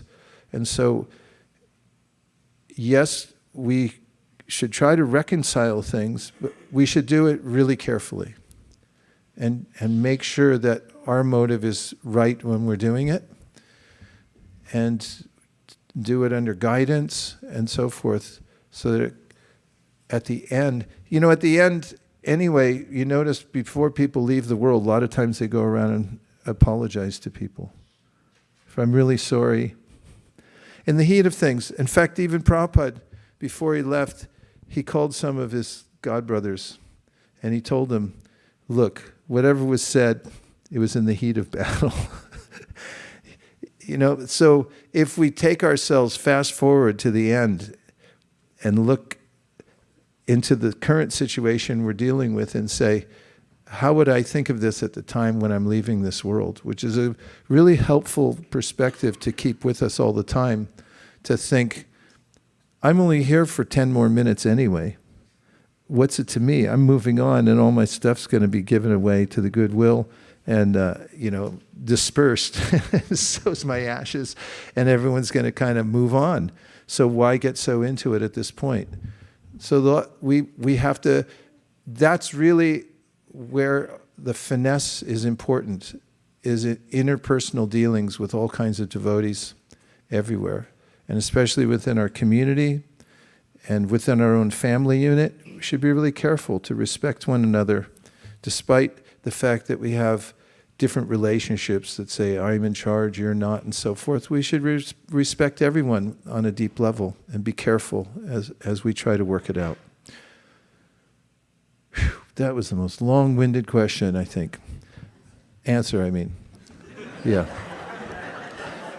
Okay, last thing. Oh yeah, Yashoda Kripa, sorry. Yashoda Kripa, how's things in, where's that cool place he lives? Fairfax. We're all coming, you know that. Get ready, because we're going to get a caravan and come out there. Where are you? There he is. Same place, Fairfax, Maharaj. And you said it last month also, you never came. We did. It's just that we drove past it. We talked about you the whole time when we were driving up. you drive that, what's that freeway we were on? We were on the 101 and we were going past Fairfax and we did nothing but talk about you. So yeah, thank you. My hand was up, but I put it down. I mean, my question was kind of. So I wrote my question in the chat window, but I saw there was one question before me also. Maybe we can. That's all right. Go ahead. We're going to be finished in 2 minutes anyway. Okay. So it's a follow-up to Shamru Prabhu's question and Srila Prabhupada's purport in today's verse, so just quoting from exact the purport. This is exhibited in actual life. There are many instances in which someone acting in Krishna consciousness suddenly changes. So you also give the example of like we are very, very careful while we are just walking around, touching somebody, just kind of asking forgiveness and such. So we can be careful of all the minor and major things, but then there are other devotees who also change and they act in a way or they use certain words that hurt us, and it becomes sometimes hard to let go of it because every time we see them, their behavior and words come back. Think of Bhagavatam doesn't tell what happens to Prithu Maharaj after he saw Indra 10 years later. But we have to see some same people every day, right? So there is this a false ego that's making it hard to forget that somebody took whatever was rightfully to me or my service. I was doing my service and somebody interrupted my service, and because of their ego or whatever. So what would Prithu Maharaj do after 10 years later when he saw Indra again? I'll just say that in the advice Bhagavatam gives, or that we get from the Yogendras, when they mention that we should deal with people appropriately, and that is, for Krishna we should give prema, for the devotees we should have friendship, for those who are innocent we should give mercy, and for those who are envious, then we should avoid them. However, Jiva Goswami adds, Jiva Goswami adds that we should still pray for them. It could be Vishwanath Chakravarti.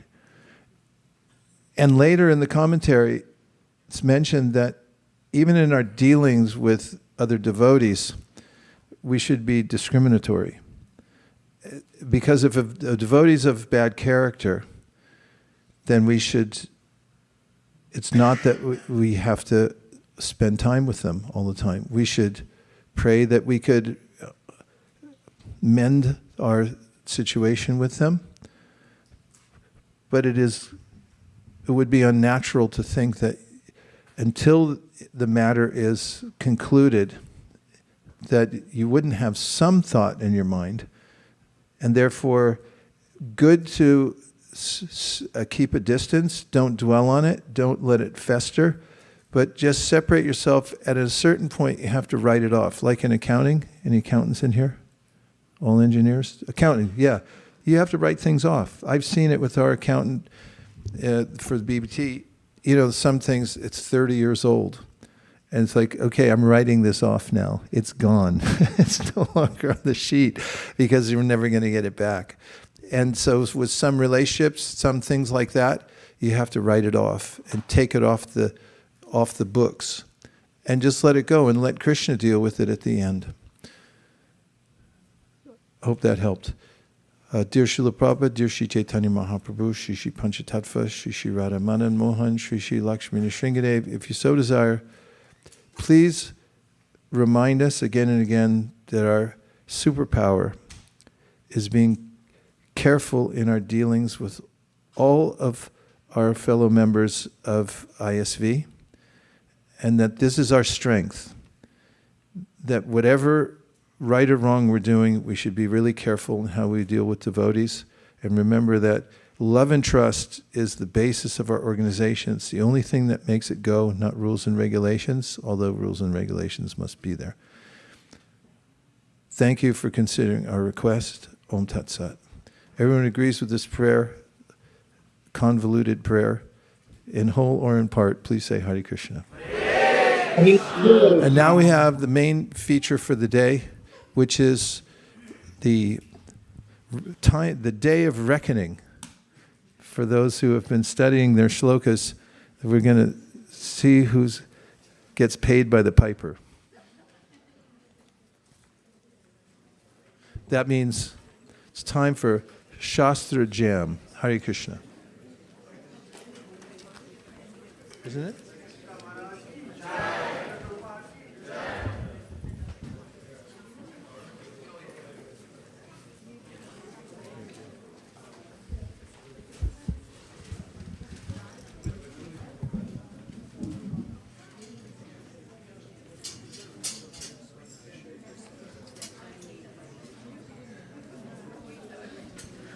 Hare Krishna, everyone. For the showcase, can we get everyone to scoot back a little bit so we can utilize this carpet space?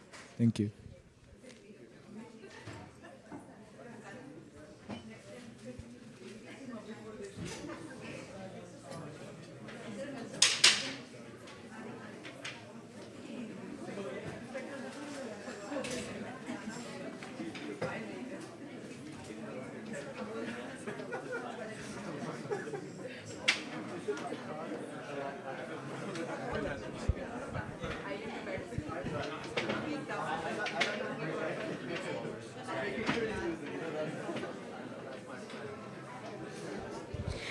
For the devotees that are participating in the showcase, could you raise your hand just so I could see?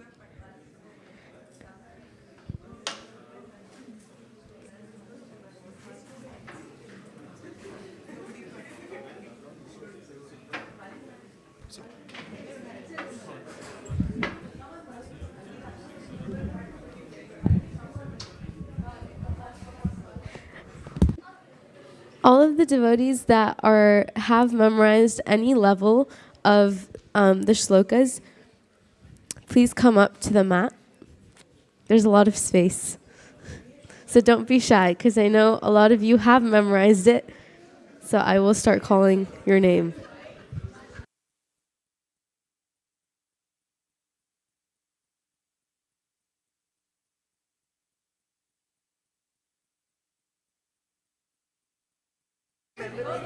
Come to the front. Phone or frame. It's okay.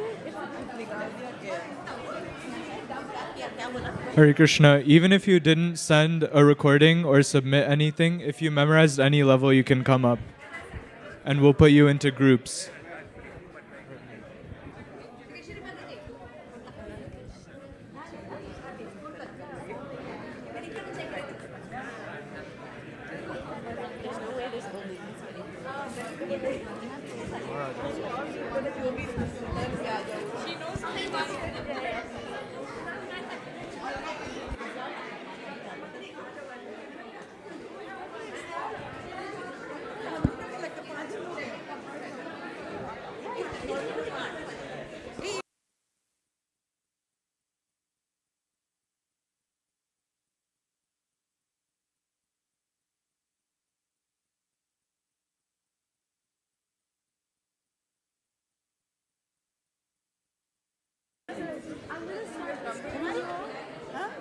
We're just going to do 2 teams.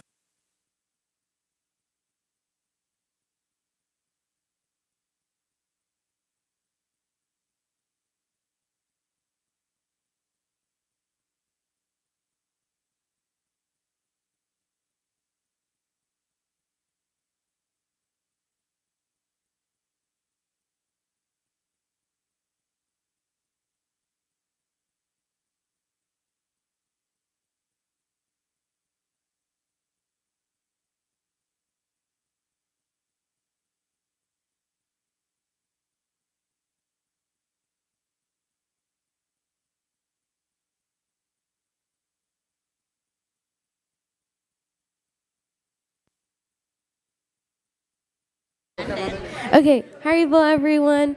So now we have everyone that has participated in the showcase, and if you can hear me, please say shh. All right.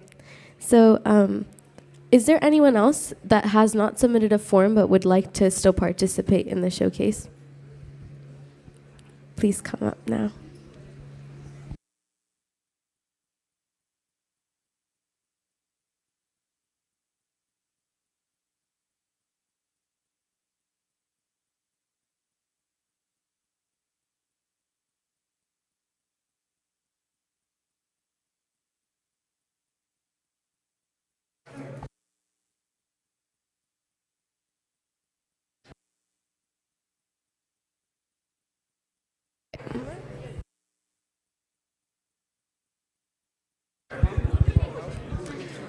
All right, so the format for this is because we have a smaller team, we're going to be numbering you off into 2 groups. So they will be 2 bigger groups.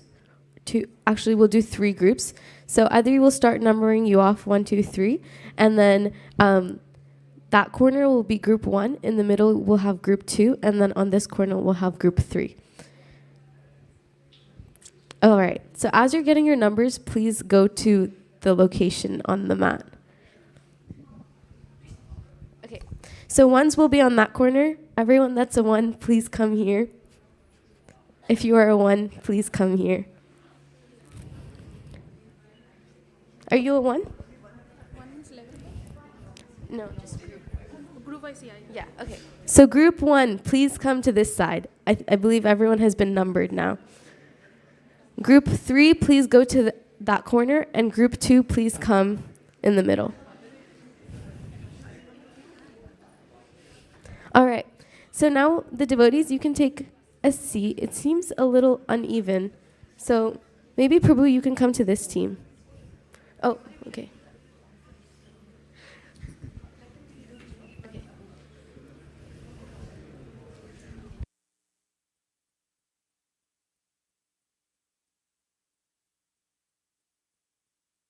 Okay.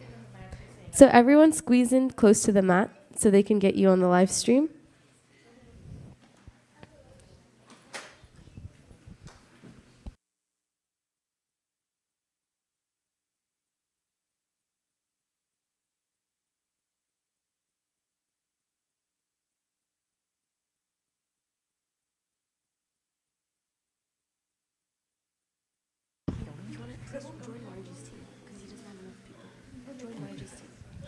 What is the format?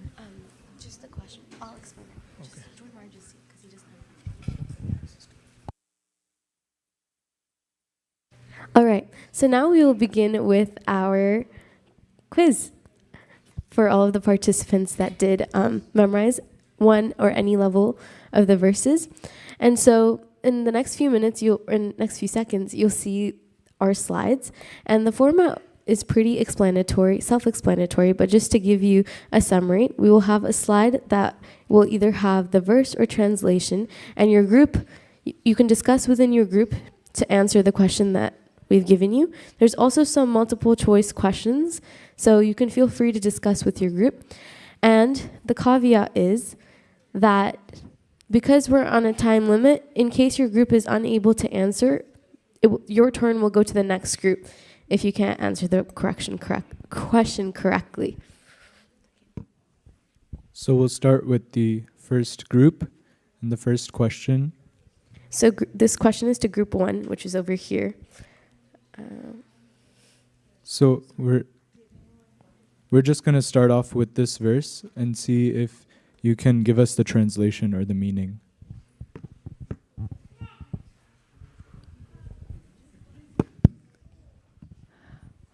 Even when somebody is careful, sometimes he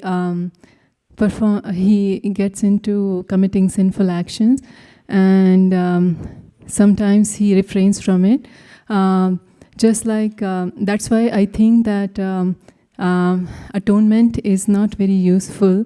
It is just like an elephant bathing, and then he comes out and puts mud on himself.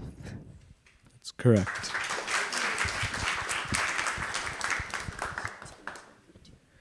So now we're going to move on to question 2.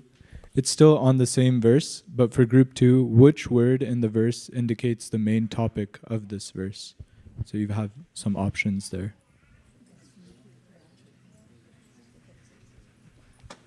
Prayashchitam. Yes, that's correct.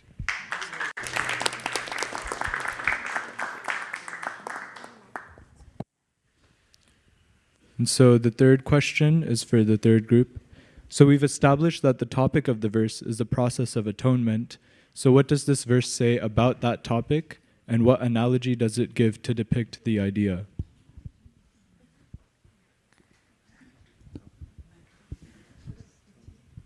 Are we supposed to consult amongst ourselves? You can consult, yes. The topic of the verse is the process of atonement. What say about it, and what analogy is a good idea?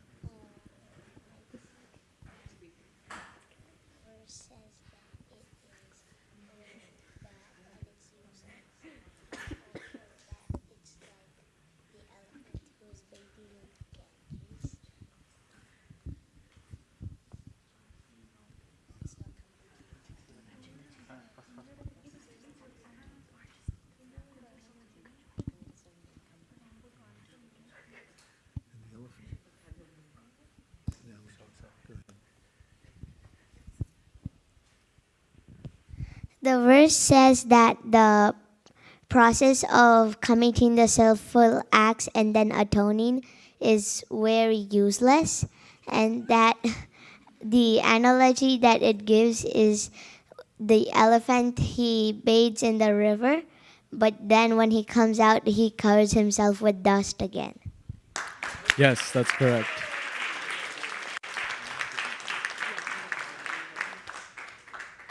Okay, we're going to pass the mic back to group 1 for the next question. So this time, can you give the meaning of this verse?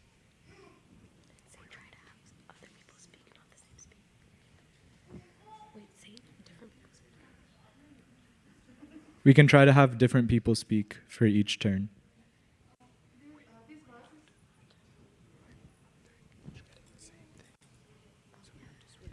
So this verse is speaking about itham ni tiryak rishideva jashavatari. Sometimes the Lord comes as ni in Nara Rupa or the human form, and tiryak means the animal form like the Baraha avatar. Rishi in the form of Rishi like Parsuram, Deva in the form of some demigods. Jashavatara, Jasha means the aquatic form like the Matsya or Kurma avatar. Lokan Vibha Vaisi Hamsi Jagat Pratipan. And he protects, and sometimes Hamsi means destroy the demoniac principles, thus establish the principles of religions in the interplanetary systems.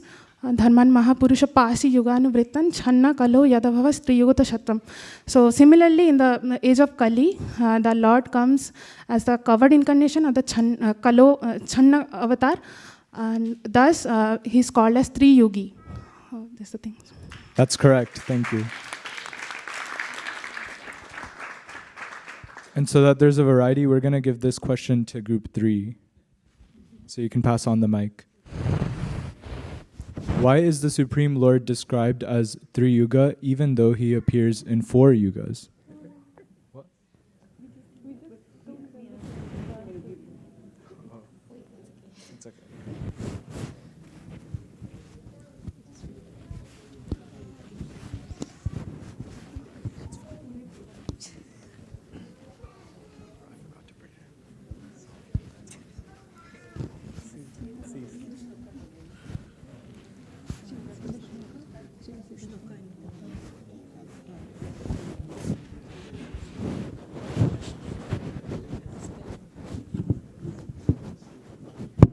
So the answer is C, that even though he comes in the age of Kali Yuga, he doesn't assert himself as a Supreme Personality of Godhead.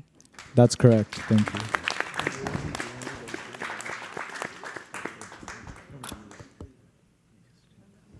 And then we're going to go to group 2 for a follow-up on that, which is why doesn't he choose to assert himself in Kali Yuga? And then say if you're unable to answer, your turn will go to group 1. Also, wait, the next question, I think we should get back to group 3 and then go to group 1 because they're going to get the same first question. So there's a verse that says that Lord Chaitanya Mahaprabhu, he comes to give something that's super rare, that can't be given freely to everyone. So anarpita charim chirat karunaya avatirna kalo samarpayutam anatojvala rasam sabhakti shriyam, that he comes to give the mellows of his own pure devotional service, and that's not a thing that can be given freely, and so therefore he has to come in a hidden form to that's like one reason why he doesn't show himself. Just to add his point, so he doesn't want to assert himself as God because he wants to assert himself as a devotee. He wants to relish the mellows of a devotee, and that's why And that's how he wants to attract other people to Krishna consciousness as well, which is not happening in other incarnations. So this is one of the reasons, I guess. Yes, that's correct. Thank you.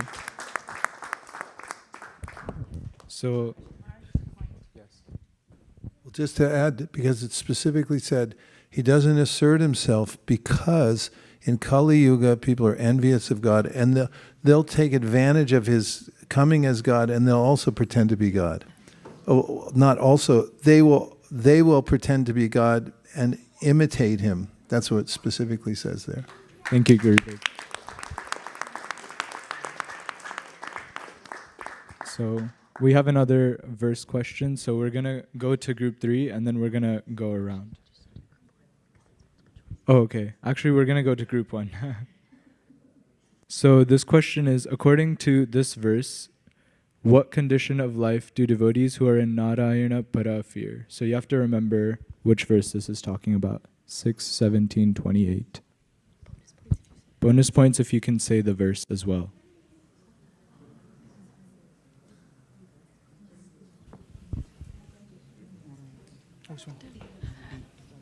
So, no condition of life. D. Can you say the verse? Narayana Parasar.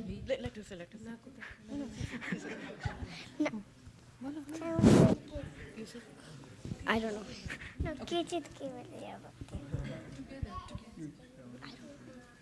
you can. I don't know it, Mother.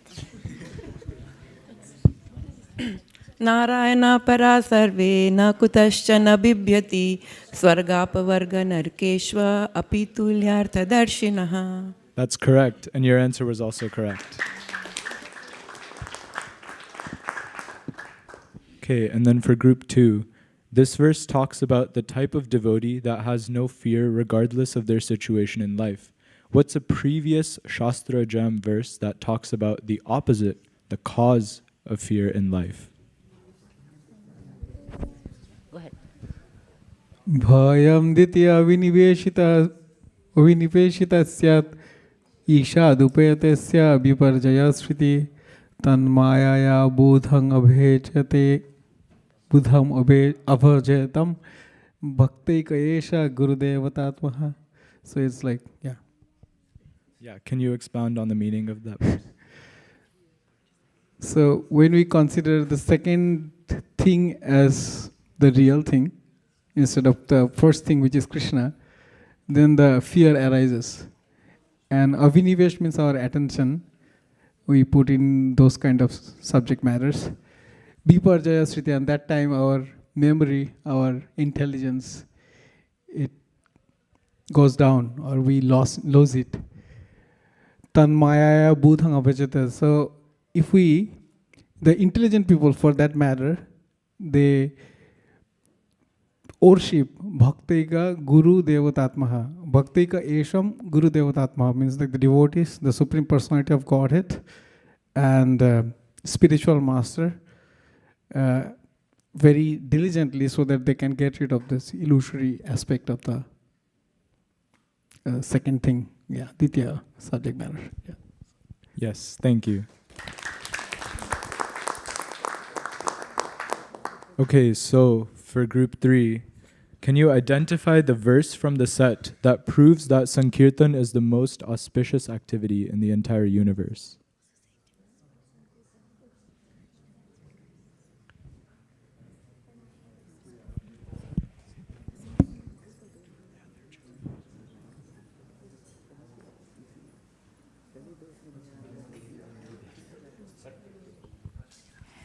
Tasmat Sankirtanam Vishnum Jaganmangalam Amhasam Mahadamapi Kauravya Vidhyaikantika Nishkritam, which says that the Sankirtan or the chanting of the holy names of Lord Krishna is the most auspicious activity for the entire world.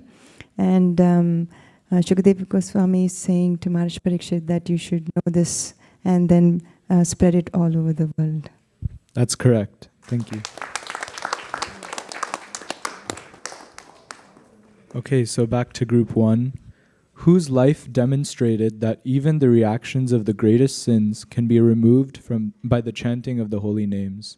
And this is in the purport of the verse.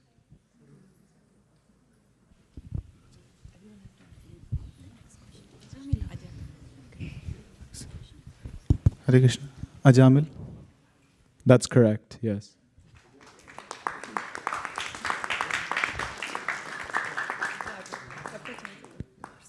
So group 2, this is the translation of the verse. Can you identify the verse?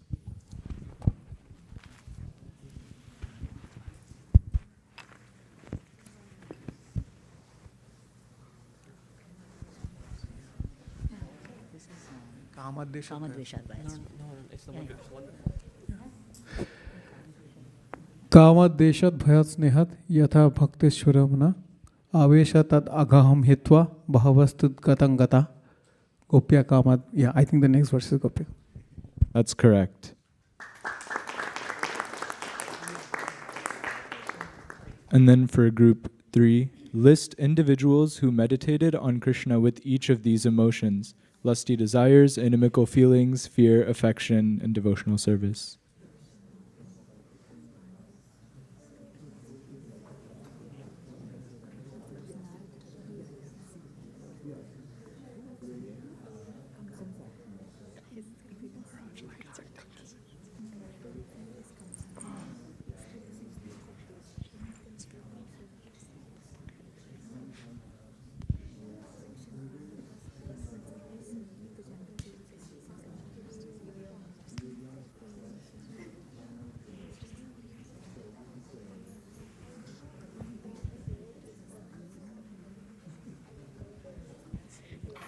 Okay, so it goes,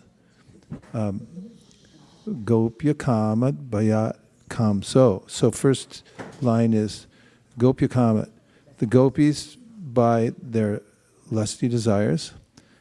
Bhayat Kamso, Kamsa by his fear. Dveshad Chaidyadayon Ripaha means Shady Raj. Shishupal by his inimical feelings, and other kings like that who had that. Sambandha, Vishnayas. The Vishnis, because of their familial relationship, Sambandha, Vishnayas. Snehas, of affection, was from the Pandavas.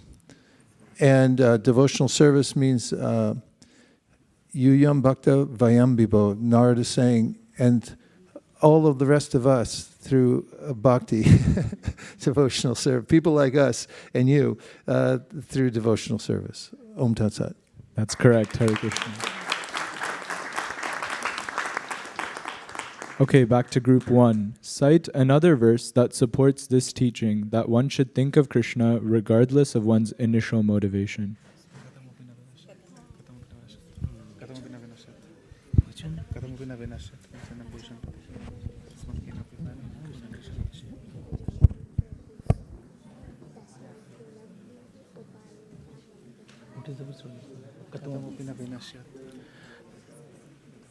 कथमोपि न when स्यात् पंचानां पुरुषं प्रति केनावुपायेन तस्मात् केनावुपायेन मनः Krishna निवेशयेत्. This one works, but can you think of any that are not from this set that you could add that also support this teaching? Not from the 34? Not from this set. So something besides Canto 6, 7, or 9. It could be from our... Besides.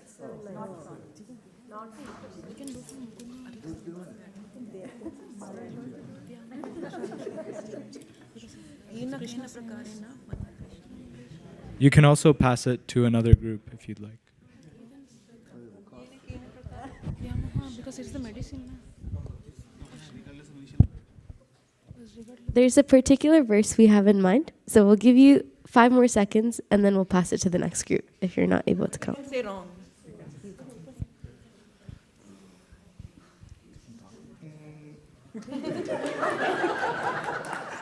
Okay, we're going to pass it to group 3.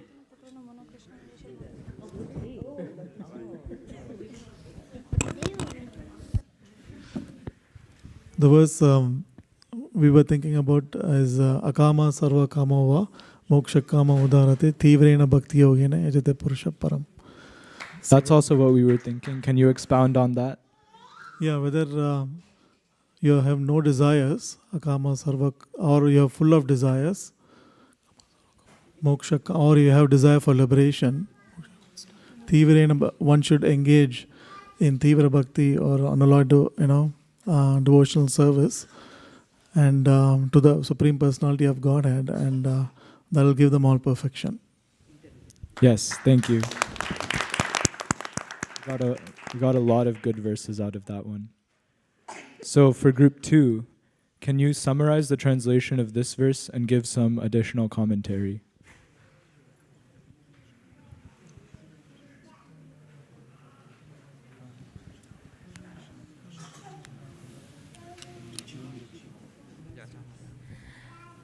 I'm sorry, I'm using this because I can't see the tiny. So it's Prarada Vacha. So this is actually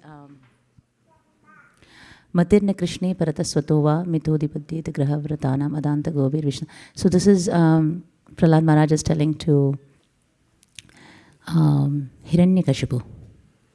So he says that there are some living entities who don't think about Krishna by themselves, and they also won't think about Krishna if someone else also tells them. So it doesn't matter. Swataha also they won't do, Parataha also they won't do.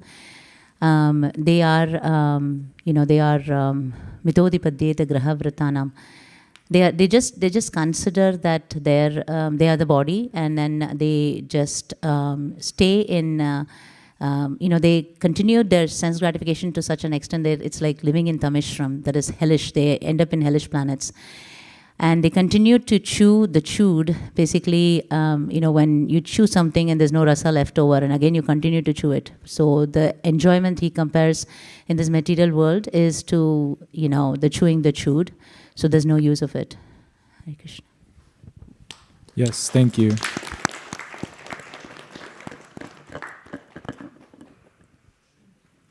So can someone elaborate on what does the phrase chewing the chewed refer to from group 3?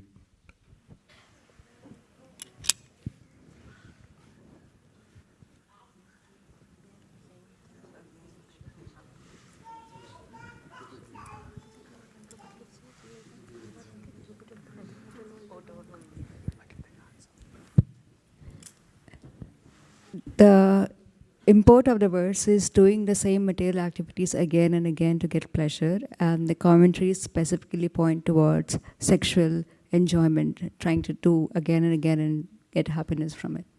Thank you, that's correct. Okay, group 1, can you give us the meaning of this verse?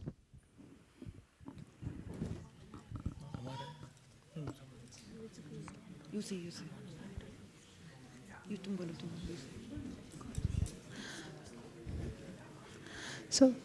So Prahlad Maharaj is saying Prahlad Maharaj is saying to his asura friends, the demon boys, that Komaram acharit pragyo. That means Komaran acharit pragyo dharman bhagavataniha. This Bhagavad dharma, or the devotional service, principle of devotional service, one should practice from the very early age. Because durlabham manusham janmam, because the human birth is very rare. Tadapi adruvam arthadam. That means it is meaningful, and adruvam means it is very uncertain, temporary. So this is the thing. Thank you. Okay, group 2. What distinction does this verse state about attaining a human body versus being born into other forms of life? Group 2.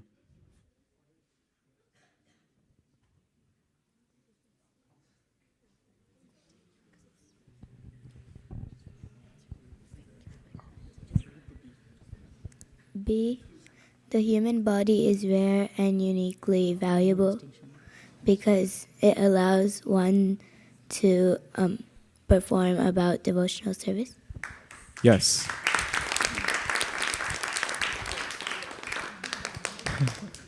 Okay, group 3. What does Bhagavata Dharma consist of?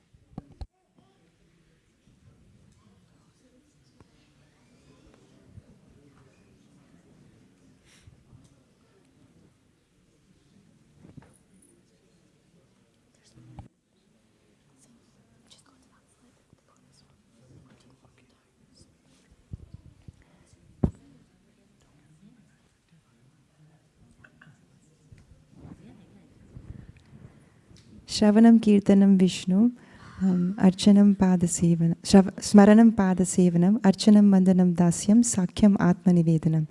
So these are the 9 different processes of devotional service that constitute Bhagavad Dharma. That's correct.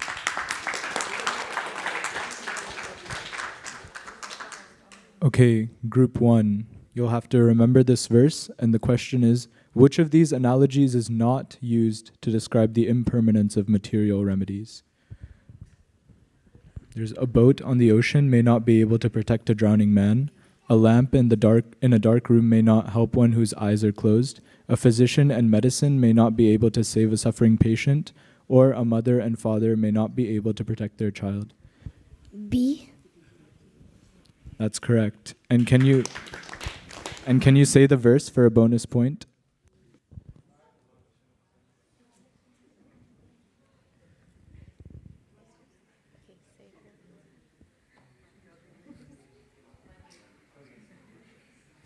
बालश्नेह शरणं पितरौ निशिंहा नाट्तश्च च गदमुदन्वति मज्जतो नौ तप्तश्च तत्प्रतिविधिर्यह्यञ्जचेष्टस्तावद्विभो तनुभृतं त्वदुपेक्षितानम्.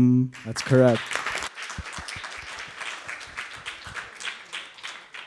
Okay, group 2. Can you summarize the translation and give some commentary on this verse?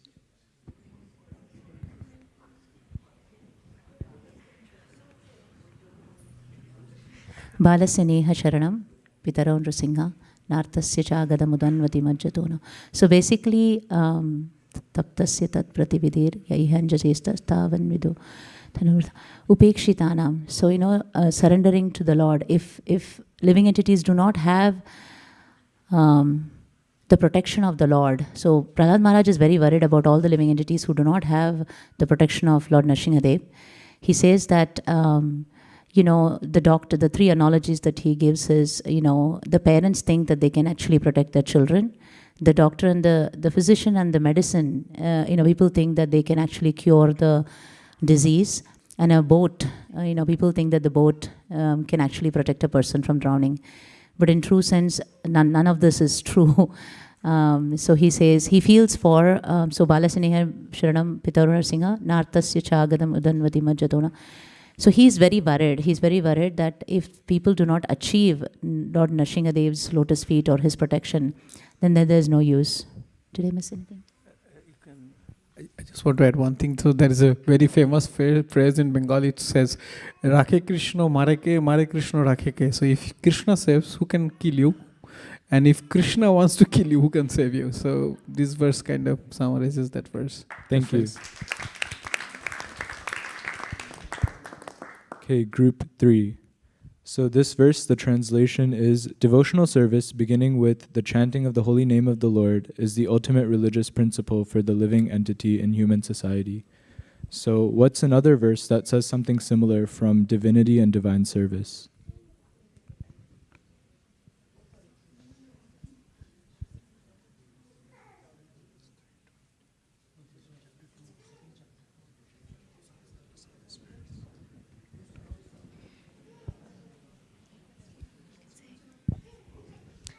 If it helps, you can say the verse to the translation as well, and then try to relate it.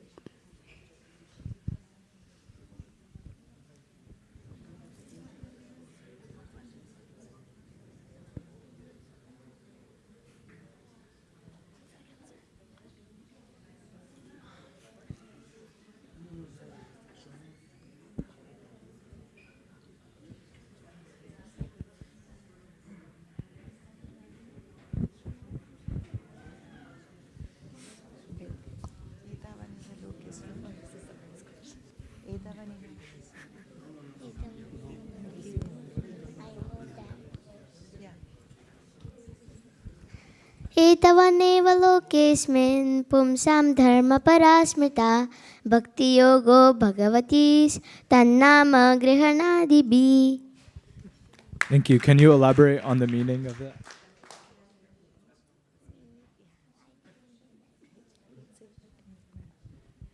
So it says that devotional service being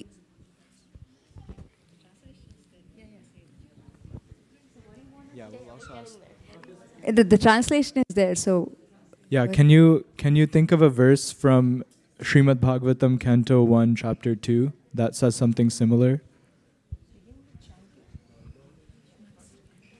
Because that's something similar. Ultimate religious principle. No? You don't like it? Similar, something similar. Okay.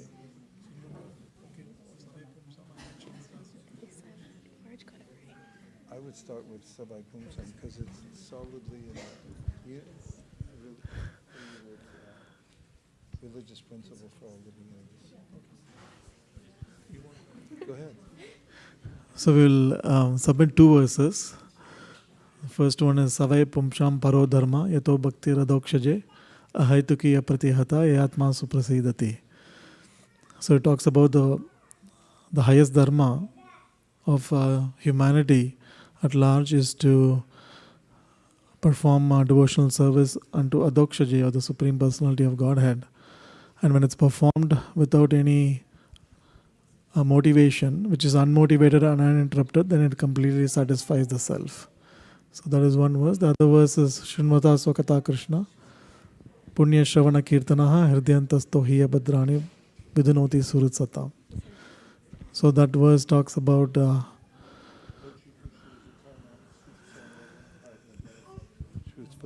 Lord Shri Krishna is the Paramatma, super soul in everyone's heart, and the benefactor of the truthful devotee, cleanses desire for material enjoyment from the heart of the devotee who relishes his messages, which are in themselves virtuous when properly heard and chanted.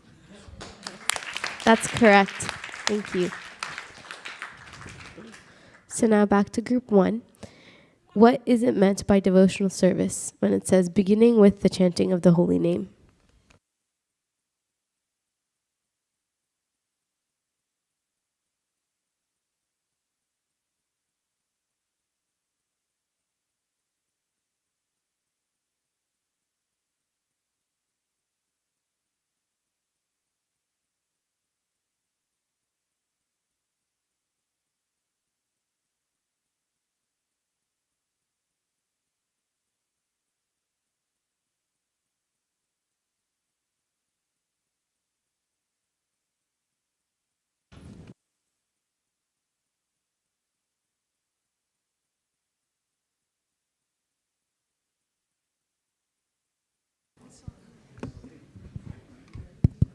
Hare Krishna. So, like we see in the verse that Atashi Krishna Nama Di Na Bhavet Grahyam Indriyai Sevan Mukhe Hi Jivado Swayamava Suratyada.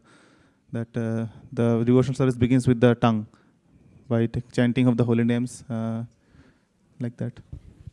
Yes, and can you add a little bit about where it goes from that starting point?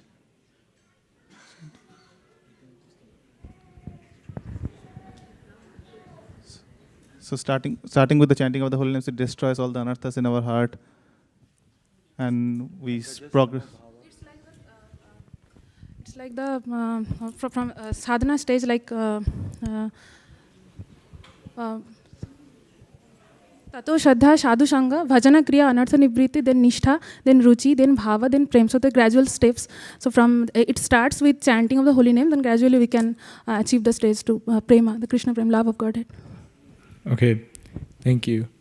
Can any other teams also add on? Because this was a good start, but we were thinking of a little bit more that. We're leaning toward a different track. So any process of devotional service should begin and end with chanting of the holy name as per Srila Jiva Goswami Pad.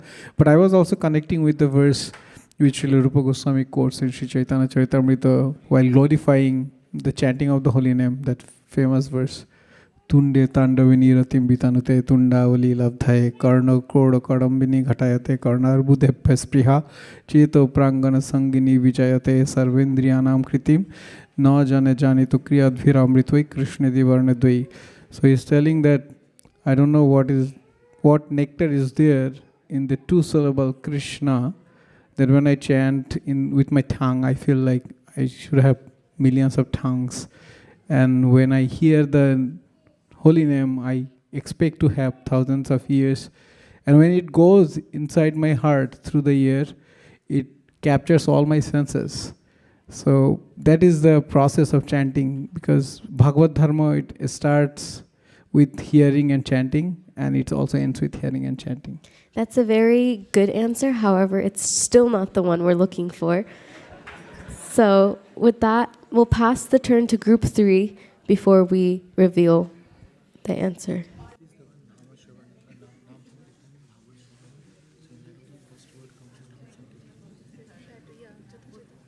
Did you need a hint?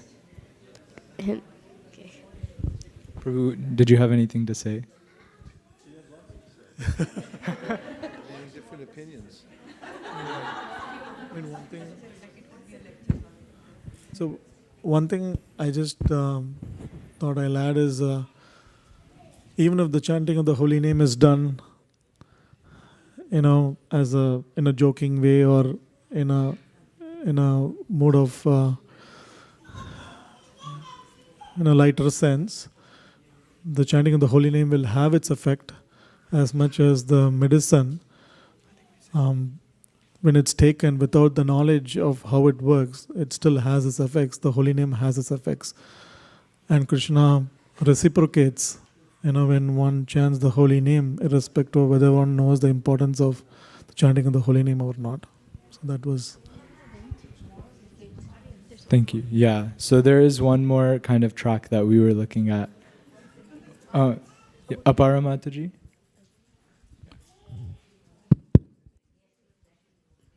And if you needed a hint, you can still. We were also thinking of the word Kechit Kevalaya Bhaktaya Vasudeva Parayana Agam Dunvanti Karsena Niharameva Bhaskara.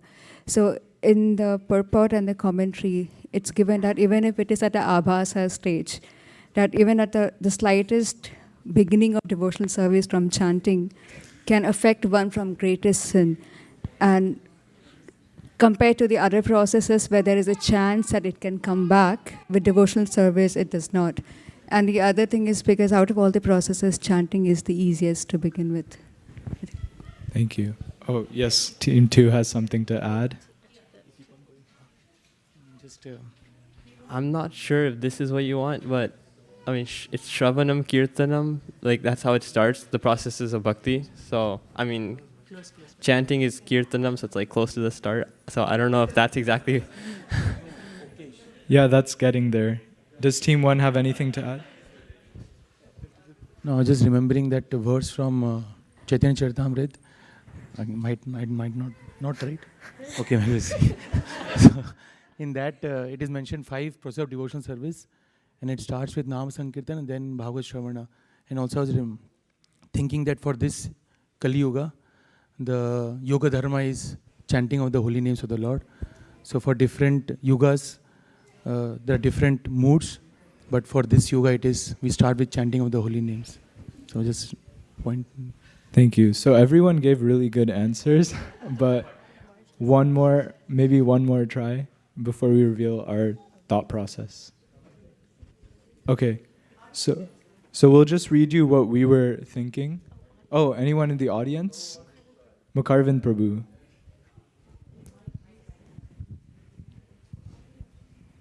I think verse prior to this are saying about the Mahajans, like who are the Mahajans, and before that verse is saying that how the real religious principles are enacted by the sadhu. So is beginning the theme that is saying that okay, what is that devotional service and from where it begins? It begins from the chanting. Thank you, Prabhu. So let me read what we were thinking. There's no wrong answers. You all gave really great answers. But we just wanted to share what we were thinking when we wrote this question. So we said, such a religious system begins with Tannama Grahana, chanting of the holy name of the Lord, Shravanam Kirtanam Vishnu Smaram Padasevanam. After chanting the holy name of the Lord and dancing in ecstasy, one gradually sees the form of the Lord, the pastimes of the Lord, and the transcendental qualities of the Lord. This way, one fully understands the situation of the personality of Godhead.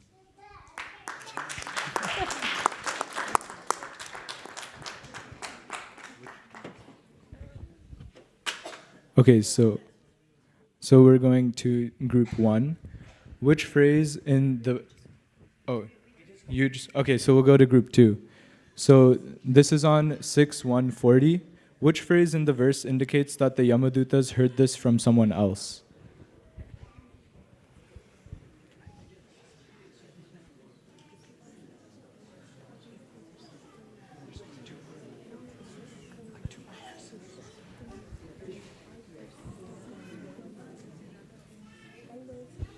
Yeah, she can. She will do the C. Iti Shushima. That's correct. Okay, so this is the translation of that verse. So, group 3, what is the significance of the Yamadutas mentioning that they heard this description of religious and irreligious principles from Yamaraj?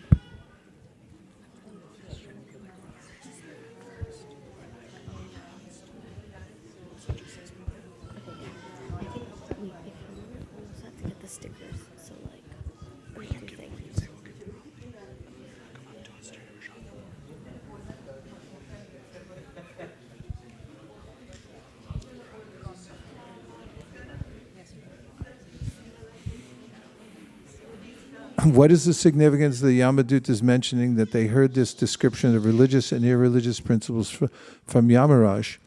Is that they considered Yamaraj up to that very point to be the supreme authority who had given everything conceivable. That means religious and irreligious principles. And therefore they were questioning his authority now because they weren't able to thwart they were thwarted by the Vishnudutas, and therefore they thought, we're representing Yamaraj, we're the ultimate word, and so they put everything into question on that.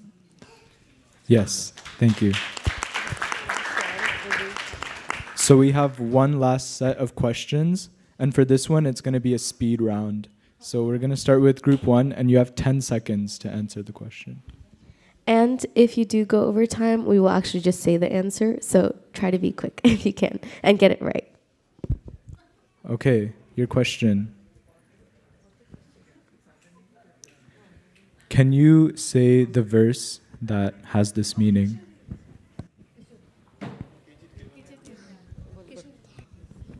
Kechit kevala yabhaktya vasade parayana agam dunmanti kasnena niyaram ebavaskara. Correct.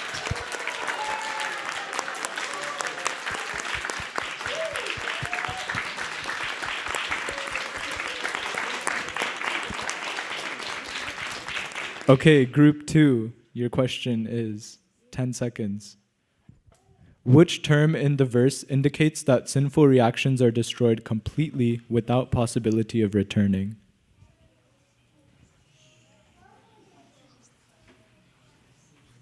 C. That's correct. Okay, and then group 3 for the final question. What is the analogy given in this verse, and what does each part of the comparison represent?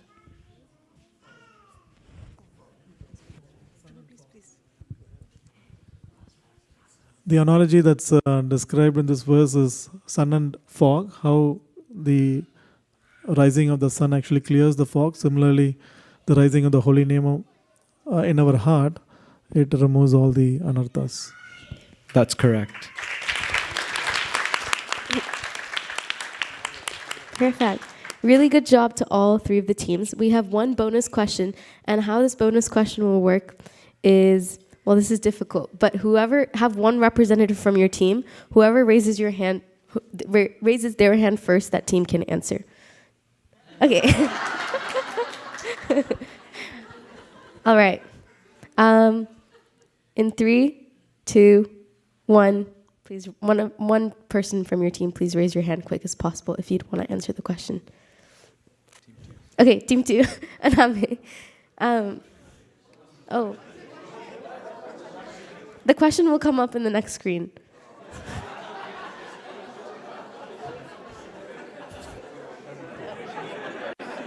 Wait.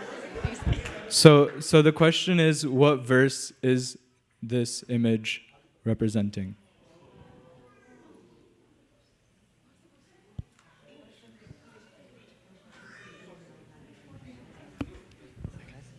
Sadhavo hridayam mahyam sadhunar hridayam tuham madanyate na jananti naham tebhyo managapi. Yes. And to lock it in, can you say the meaning of the verse? Krishna is the heart of the sadhus, and the sadhus are the heart of Krishna. Krishna doesn't know anything other than the sadhus, and the sadhus don't know anything other than Krishna. That's correct. And this was when Ambarish Maharaj, the episode, and when actually the Lord himself says to Durvasa Muni. Yes, correct. So these are the stickers that we have for this sloka set, and for everyone that has participated, everyone that has participated will receive one of these stickers today. And just to wrap up, congratulations to everyone that participated, and especially those who were able to come in person and also participate online. A huge round of applause. Vivo!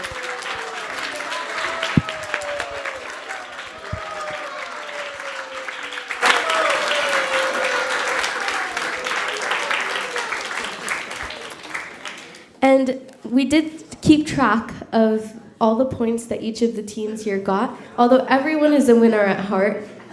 So keep that in mind, and I'll just announce the scores. So team 1, you had 7 points.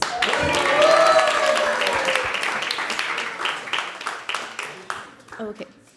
And then in second place, we have team 2 with 9.5 points.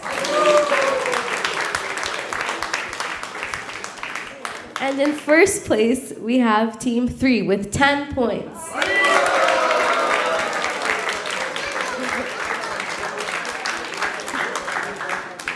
Congratulations to everyone. And just to make a few concluding remarks, we'd really like to thank Yogadish, who is the backbone of Shastra Jam and has done so much work behind the scenes. He wasn't able to be with us in person today, but he is the orchestrator behind everything. So a huge round of applause to him.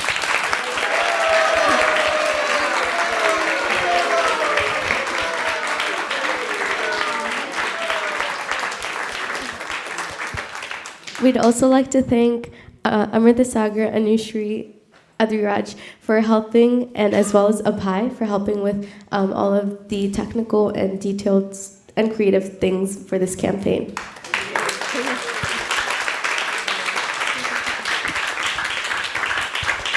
And finally, we'd also like to thank His Grace Vaisesika Prabhu, who jump-started this campaign, and it's his desire, and it's really become a beautiful community event where we all come together learning verses. So.